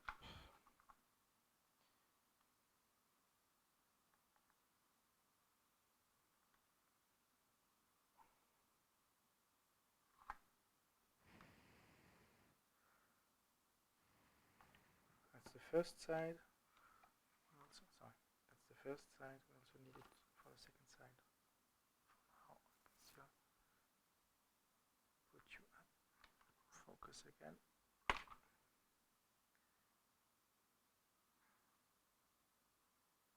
And I need to hold it for a couple of seconds till the glue sets. Right, I'll switch mute so I can blow on it.